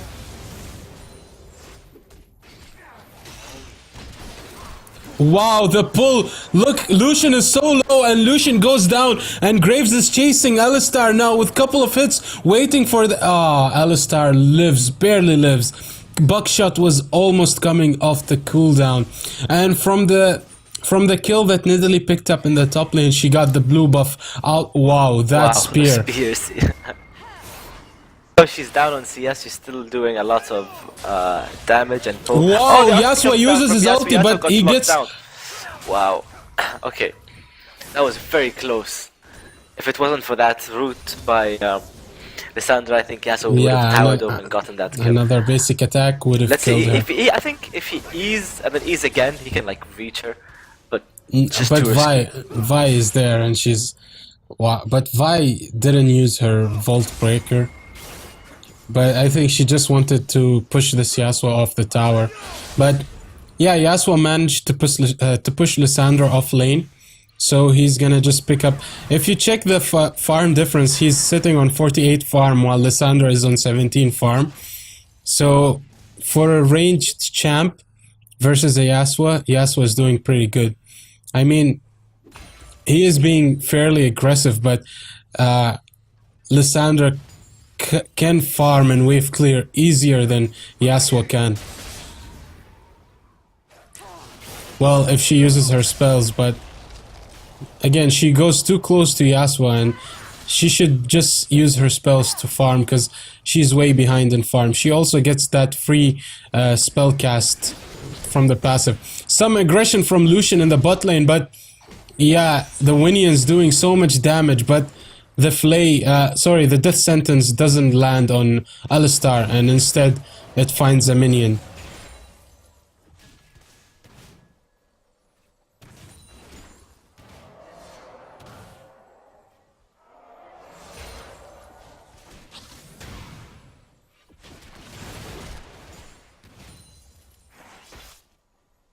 Well, so you can see that things are quieted down, but it looks like... Okay, I thought Team Naughty Dylan would be rotating to Dragon, but I think they're leaving Dragon aside for now. I don't know why teams don't try to make play for Dragon early on, as it does give a strong advantage. But you can see that Vi is going to give Lissandra the blue buff, and then Lissandra's just going to go back. Amumu's level 6 right now, so you could expect some nice ganks from him. The flay, the death sentence misses, but the exhaust on Graves and Alistar uses his ulti, and they're going for that tower dive. Vi is coming down from the riverside. And followed by, the teleport is coming down from Kale, but they just disengage this, and Yasuo reaches in time, and a flash from Vi. Yasuo is gonna try to flank them from the jungle, but he should be spotted by the wolf spirit, I think. Or the pink ward placed by Vi. Okay, you can see Lissandra's engaging in Kale, but Kale managed to get away, but Yasuo's Oh, coming in. Lissandra is caught by Yasuo, but Yasuo still doesn't have his... Okay, now he gets that Q, and he will knock 2 people, but he gets ulted by Lissandra, and wow, that assault and battery, but flashes from Yasuo, and they pick up the 2 kills. This is exactly what I mentioned before. The intervention saved this Yasuo and allowed them to pick 2 kills versus Team Naughty Dylan. Very well played by Yasuo. And a pound simply goes out of range from the bandage toss. Great play by... great roam by Kale. She managed to give IR Psycho a kill and have a kill for herself. So they're both on 1-0-1, which is a good win for them. Oh, the headbutt pulverize combo, and the death sentence lands, but oh, the box comes down, and another kill for Skullbreaker. Vi is chasing Coolboy in the jungle, but Coolboy just tries to do damage, and he uses his ulti, but he's putting so much damage on this Vi. But the spear doesn't land from Nidalee, and he flashes, but then Lissandra goes in, and wow.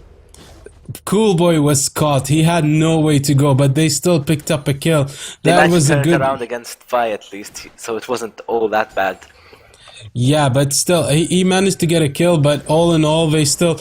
wow, the spear lands at 50%. max range, but I don't think intervention is up. Intervention is up, she just uses intervention. Yeah, he's dead, he's another dead. spear lands, and the basic attack kills it.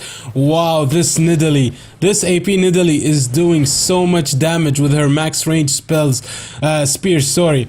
Alistar goes too aggressive, but wow, the death sentence and the flay while the Winions are doing damage, but wow, collateral damage did insane damage on that Alistar, and with the basic attack from Thresh they managed to pick up the kill. Bot lane, oh, we're waiting for the death sentence, but the exhaust is down. The death sentence actually lands and cancels the culling, and 1 basic attacks from Graves kills it. Wow. Such clutch plays from Team Naughty Dylan. That death sentence cancelled the culling, which saved that Graves, and just a couple basic attacks from while having him exhausted managed to kill Illusion. So they picked up 2 kills in the bot lane and almost the tower. The tower is at just so little range, while some harass from Kale, but Nidalee manages to pounce away and just run away. So what do you think of the play that happened in the bot lane? I think that was really awesome. Like, I don't know if it was intentional and stuff, but it was really good. Like, that, I mean, bot lane is having lots of interesting fights. I just want to point out that Yasuo managed to complete his static shift, which gives him enough damage. Oop, and we got Vi disconnected. So, that's another pause for Team Naughty Dylan. Okay, so another pause that will bring down the momentum a bit. If you would be kind to tell me what seems to be the problem. Let's do just a small recap. IR Psycho is complaining about the rule, saying after 5 minutes of pausing, we continue the game, and they got 40 seconds left. What? I don't understand. Because you said they're only allowed 5 minutes pause for disconnect and all that stuff, and after the 5 minutes, that's it. They resume game as normal, even with the DC. That's the rules, right? The rules say that they are allowed 5 minutes max, okay, per session. So if they pause now, after 5 minutes, they automatically resume. But something else happened now, so well, they have 10. So it's fine. They have 10 minutes, so I'm not sure if it's not that obvious, but alright, so the game just reconnected. Just for future reference, guys, if you pause the game and then 5 minutes pass, okay, you still have the game will resume automatically. But if something else happens, you can pause it again, but not in the not right after, but you can pause the game again. You have another 5 minutes. It's a max of 10 minutes of pause time. But if someone is DC, there is nothing they can do other than pause. But if he doesn't reconnect within 5 minutes, or if they're like maximum pause time in one game, Oh wow! So Yasuo waits patiently for that for the ultimate from Lysandre to go down, and he uses his Q, the Whirlwind, and just uses his ulti and destroys that Lysandre. Very well played in the mid lane. He uses Steel Tempest. Yes, Steel Tempest. But what's Steel Tempest called when it's called something else when it's a wind, the Air- tornado. Gathering Storm. Is it called a Gathering Storm? Yeah, if I'm... yeah. It's... Yes, it's... yeah. Stack Alright. of Gathering Storm and then fires a Whirlwind. It's a whirlwind. That's what I meant to say.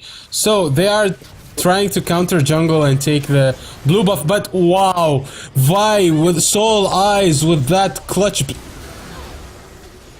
think some miscommunication down there. They expected the guys to The be there. collateral damage does so much damage that they kill the Lucian, but now Alistar flashes away. They still picked up 2 kills, so I think it's a win for team. But Thresh is still chasing, but yeah. Sorry guys. Yasuo is there, and wow, the death sentence doesn't land, but it's now 3 versus 2, but Graves is so low at the moment.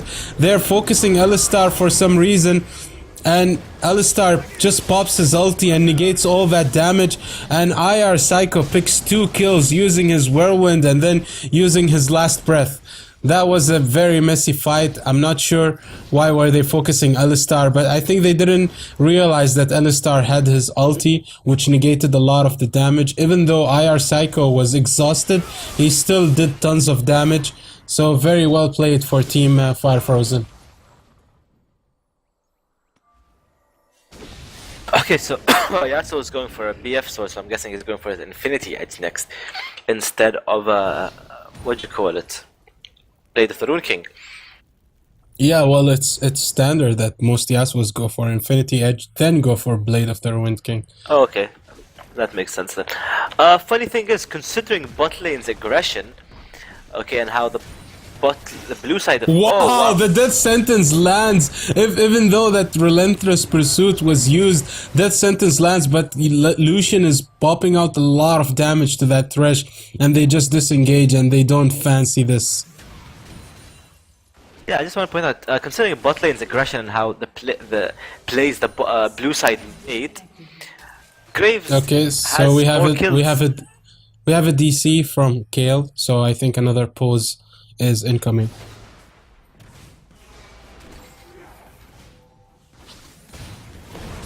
You can see the Mumu coming in to gank.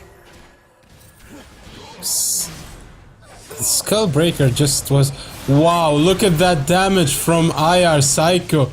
And they just destroyed IR Psycho on the top lane. But also in bot lane, Amumu's gank is more effective because they sent 3 people top lane to kill 1 person, and they also had a DC. But again, Team Naughty Dylan picks... Oh, and the pose. Okay, so I am Rabbit is DC'd.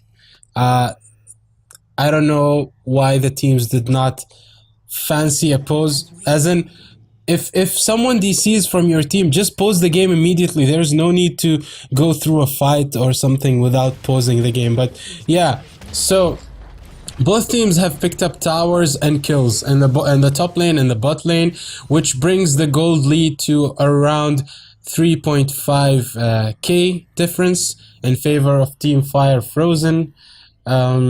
In addition to that, both teams seems to be... Oh, and Team Fire Frozen are just gonna pick up the first dragon of the game. Picking up this dragon gives them the attack boost that they need. But yeah, Team Naughty Dylan were nowhere to be found to pick up that dragon or to contest it, even though they had the crab vision. But again, they did not bother, or they were just not in position, and the dragon was bursted down so easily by Team Fire Frozen. So it seems like they're not gonna let the enemy team take their pink ward. But you can see Kale has completed her item and she got a needlessly large rod. We can see Yasuo is going aggressive on that Lissandra and she's completely shutting her out this game. And he has double her CS and double her kills. So, yes, Yasuo is just playing really well this game. Yeah, very up points for Team Fire Frozen. Yasuo is an annoying mid lane champion, and IR Psycho is doing well with him. And look at that damage he did. Wow, and I think that the Whirlwind is just gonna connect on last breath now, but that's a very dead Lissandra. And now the death sentence lands, followed by the Volt Breaker, and they just destroy this Yasuo. Even though there were 3 people there, he managed to kill that Lissandra. Lissandra waited so long to use her ulti. She could have just used her ulti. And one more She could thing. have just ulted herself to negate the damage from Yasuo. I'm not gonna say that. The thing is, look at the itemization of Lissandra. Even if you're not facing a heavy AD mid laner, usually Lissandras go for a hourglass. But Lissandra picked up a Morolocon. I just need an explanation for this, because if she needs to negate the damage from Yasuo, and she's using this lane, and Morolocon is not just gonna save her in anything. Okay, they have 2 heals in the team, but still, it's not useful at all. An hourglass combined with her and they catch the At the least a Rod wolf. of Ages would have been better. Oh, and they catch Alistar. Alistar is in no man's land, and they pick up a kill on him. Soul Eyes pick up that kill, and some aggression from Kayle in the top lane. So yeah, I think that if the assault and battery on Yasuo, but he just uses his she ultis this Lucian, and collateral damage followed by Volt Breaker, and Graves picks up the kill. Very nice play from Lissandra. This is the pick potential that I was talking about. They're just going around trying to pick somebody, and they manage to pick up that Lucian. Oh, the Flay lands, but look at the damage he does to this. Wow, he almost picked up a kill, and he uses last breath, and he picks up 2 kills with a static shift. He's just jumping around, and they run away, and Lissandra picks up the kill. Then Cool Boy comes for the cleanup. He's still chasing this Graves. He uses flash ulti, and he picks up a double kill. That was amazing. Just hats off to IR Psycho. That was just insane Yasuo play there. Some aggression in the top lane. Yeah, that was... Oh, and she picks up the kill, but... Nidalee does not fancy that, and she just goes back. So, the gold lead is now at 4k. IR Psycho is just playing perfectly on this Yasuo. He reached his power spike, and there is no answer for him now. Even if they sent 4 people like they just did, he managed to kill 2 people. And then Cool Boy came, and Cool Boy is just flanking from the side. Exhaust comes down, the intervention lands, and now the Flay... Okay, the death sentence lands on Alistar, and the box is used. Alistar pops his ultimate, and he's tanking 5 people. His team is nowhere to be found, and they're just... Alistar is still chasing, and the Volt Breaker runs away, and that's... he uses the...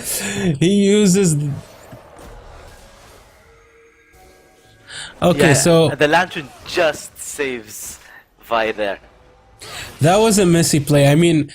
let's see if, Yasuo can clean up now. I don't... Yasuo and Lucian, they can, but... for the preseason now, they get a shield from this inner tower, so sieging up against them could be it's not the best of ideas. So yeah, it's wise decisions for them to back off. Lissandra just got her Arm Seeker Guard. It's Arm Seeker Guards is an early game. She ultis IR Psycho, and then he gets totally... Okay. So, I think he bits off more than he can chew there. Yeah, as in he just like, what's the ultimate from? Is it the Ice Prison or whatever it's called? So they use the ultimate from the death sentence lands on Alistar. That's not the Cool Boy comes in with just little HP and he gets destroyed, but Nidalee goes in from the headbutt and she just gets picked up by the Q from... Wow, this is such a messy fight. And then that's another triple kill for Lucian, and Alistar just gets the... Okay, he gets slowed by the smoke screen. Cool Boy with his full AP Amumu, which by the way just built a death cap, just went in with so little HP. Using his ultimate, he did so much damage and allowed his team to clean up. Team Naughty Dylan are doing a lot of mistakes by just going to fights near the enemy turret. They don't have the turret yet. Team Naughty Dylan just pinged Dragon. Dragon has just spawned, by the way. And it seems that Team Naughty Dylan are close enough to get it.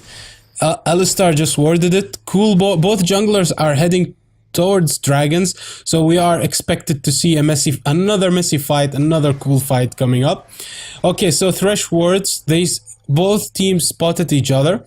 So, okay, they're gonna get the crab, but starting the dragon is so risky now because even though Cool Boy doesn't have his ultimate, I think that... Okay, so... Yes, Team Naughty Dylan need to commit this, but the teleport is coming from Kale. Alistar uses his ulti, goes in with his headbutt, and blue team picks up...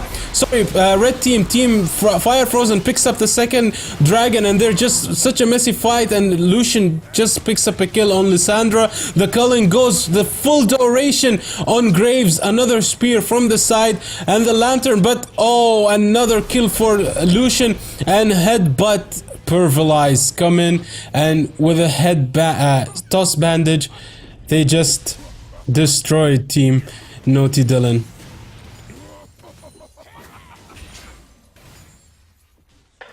Right, so we can slow down a bit now. You can see that Kale has got her death cap and Nashor's Tooth, while Amumu's also got his death cap, and then Yasuo obviously has his power spike. Lucian only completed one item so far. The bandage toss lands with the ulti, and they just picks up an easy kill on Nidalee, and that knock, a Cool Boy picks up another kill. That was a clean tower dive. They did not see that coming. Cool Boy had his ultimate ready. He just went in. As you guys can see that this AP Amumu is doing a lot of damage with his ultimates. This is just insane. Cool Boy played this AP Amumu before, and he was like flawless with his Amumu, and he is showing us now that this full AP Amumu is still viable. Okay, IR Psycho is nowhere, he's alone, nobody is close by to him, but he gets the ice prison, and he gets completely melted by 3 people. So it took 3 people to kill IR Psycho, but look at the damage that he just did to him. Sorry, it's... Wow. Okay, I took a second just to read the spell, and this happens. Like, Lissandra gets completely melted by Kale. Kale is hitting her power spike, seriously. You can see there's a 9k gold difference now between Team Fire Frozen and Naughty Dylan. The cow is coming from behind and headbutt. Most carries between Kale and Vi. Kale and Vi. I think this is a dead Vi. Vi cannot do anything, and Kale picks up a kill, and also another kill picked up in the mid lane. Oh, Kale fancies another cougar. Oh, and a flash. Oh, she follows it by the flash, and she's just attacking it using the damage from the Nashor Tooth, and the slows come from the Q, and Cool Boy with the bandage toss just picks up the kill.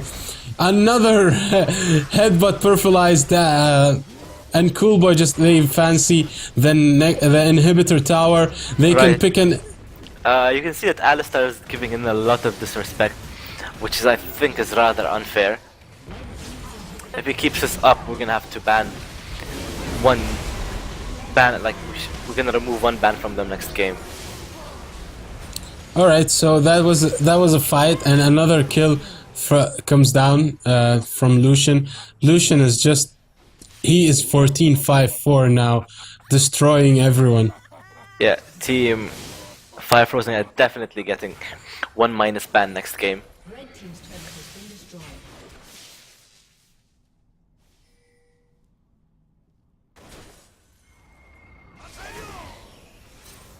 Alright, so the whirlwind doesn't really connect, but Alistar is just diving people now.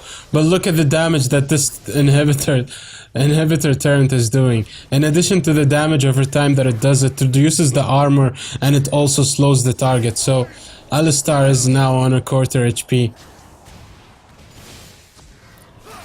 So Team Fire Frozen are just sieging now to the base of Team Naughty Dylan.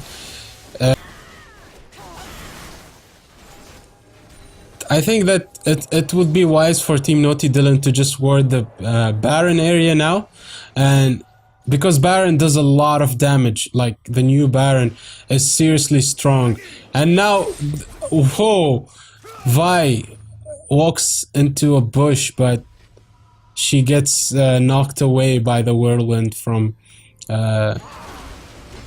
Oh, and they stop the TP, and they uses the tomb prison, and wow, he's just living with 10 HP. Nobody wanted to last at that kill, but again, so much damage, and Lissandra gets melted, but she uses her hourglass, and the Culling kills it, and they just fancy this, and another kill from Coolboy comes in with a flash and bandage toss, and oh, they're still fancying this. They're following this Thresh. And they just gonna maneuver from the side, and Coolboy doesn't know, and Coolboy finds a wild Thresh on the way, and he's just following him. Bandage toss will come off cooldown soon. That death sentence doesn't land on anything, and that's another kill. Lucian is chasing this Nidalee, and I think oh wow, the trap, and Nidalee picks up the kill using the trap, and then she gets the passive, the hunted passive, and she manages to kill this Lucian. And now Alistar and Kayle are trying to do this. Coolboy just jumps in and he manages to smite it so easily. So Team Fire Frozen gets an easy Baron and easy pickups, and now with around 17 gold, 17k difference, and a Baron buff, and also a Dragon coming in 15 seconds, they will just go back and buy all these big items, and then from these big items they will just go ahead and push this mid or bot lane and manage to pick up a kill. Yeah, very interesting game. Lots of skirmishes going on, lots of fights. Many people. Alright, so they rooted this Alistar, but bait them to his team. I want to see an OMLT there. Oh, the OMLT comes in. Wow, that's a nice ulti by Amumu. He catches everyone. The Culling comes in, takes out half of the team, and they just get melted. I think the surrender is going to come in, or just going to end the game right now. Alright, so they're pushing now with the super minions and with the Baron buff. They can just go ahead and grab these turrets. I think they will end it. So yeah, I think the surrender just came out, thus the flash. Fantastic game played by Team Fire Frozen. They managed to pick up the kill. Congratulations for Team Fire Frozen. You guys have made it to the semifinals as the second seed of Group A. Yeah, so 1 second.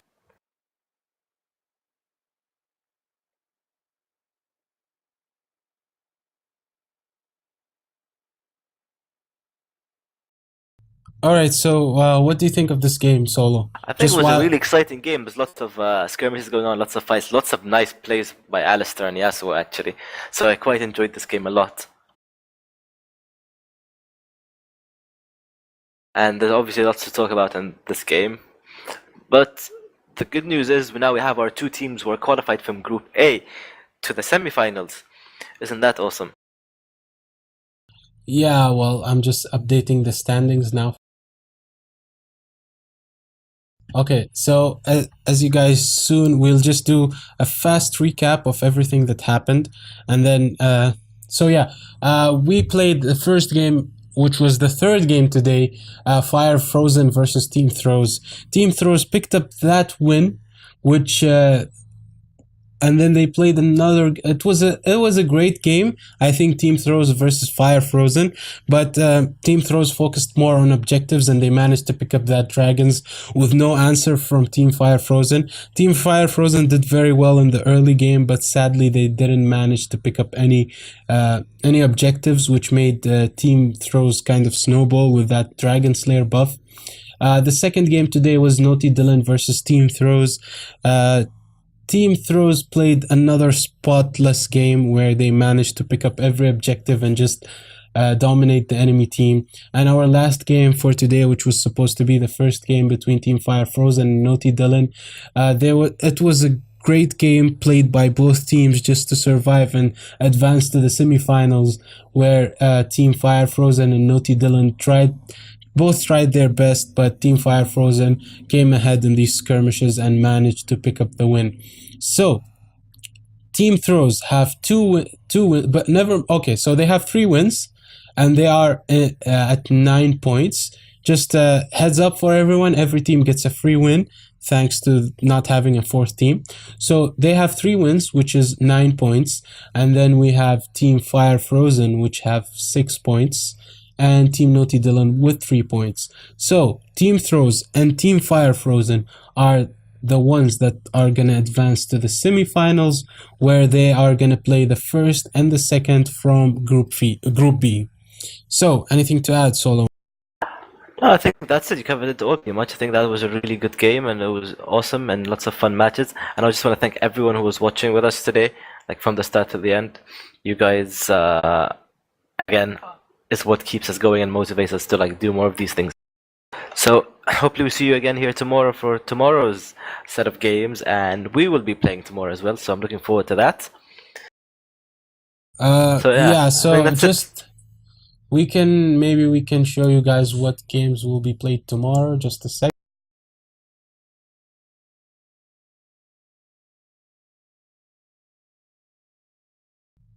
Alright, so tomorrow, guys, we have 3 games that are going to be played. The first game, which I hope that everyone is going to be here for, it's going to be We Got No Rolls versus Team Uncut Diamond. So this is going to be the first game of tomorrow, which is going to start at 5 p.m. The second game is going to be WK Boys versus Team Gank Industries. And the third game of the day is also going to be We Got No Rolls versus Team Gank Industries. So you guys all have to tune in tomorrow. There's already a link for the stream. So make sure you guys just pass that on to everyone else. And we will see you tomorrow, hopefully. And thank you all for joining us today. I hope you guys enjoyed the stream. I hope you enjoyed all the edits and designs. So we will see you tomorrow. And again, thank you for joining us. See ya. Have a good day. A good night.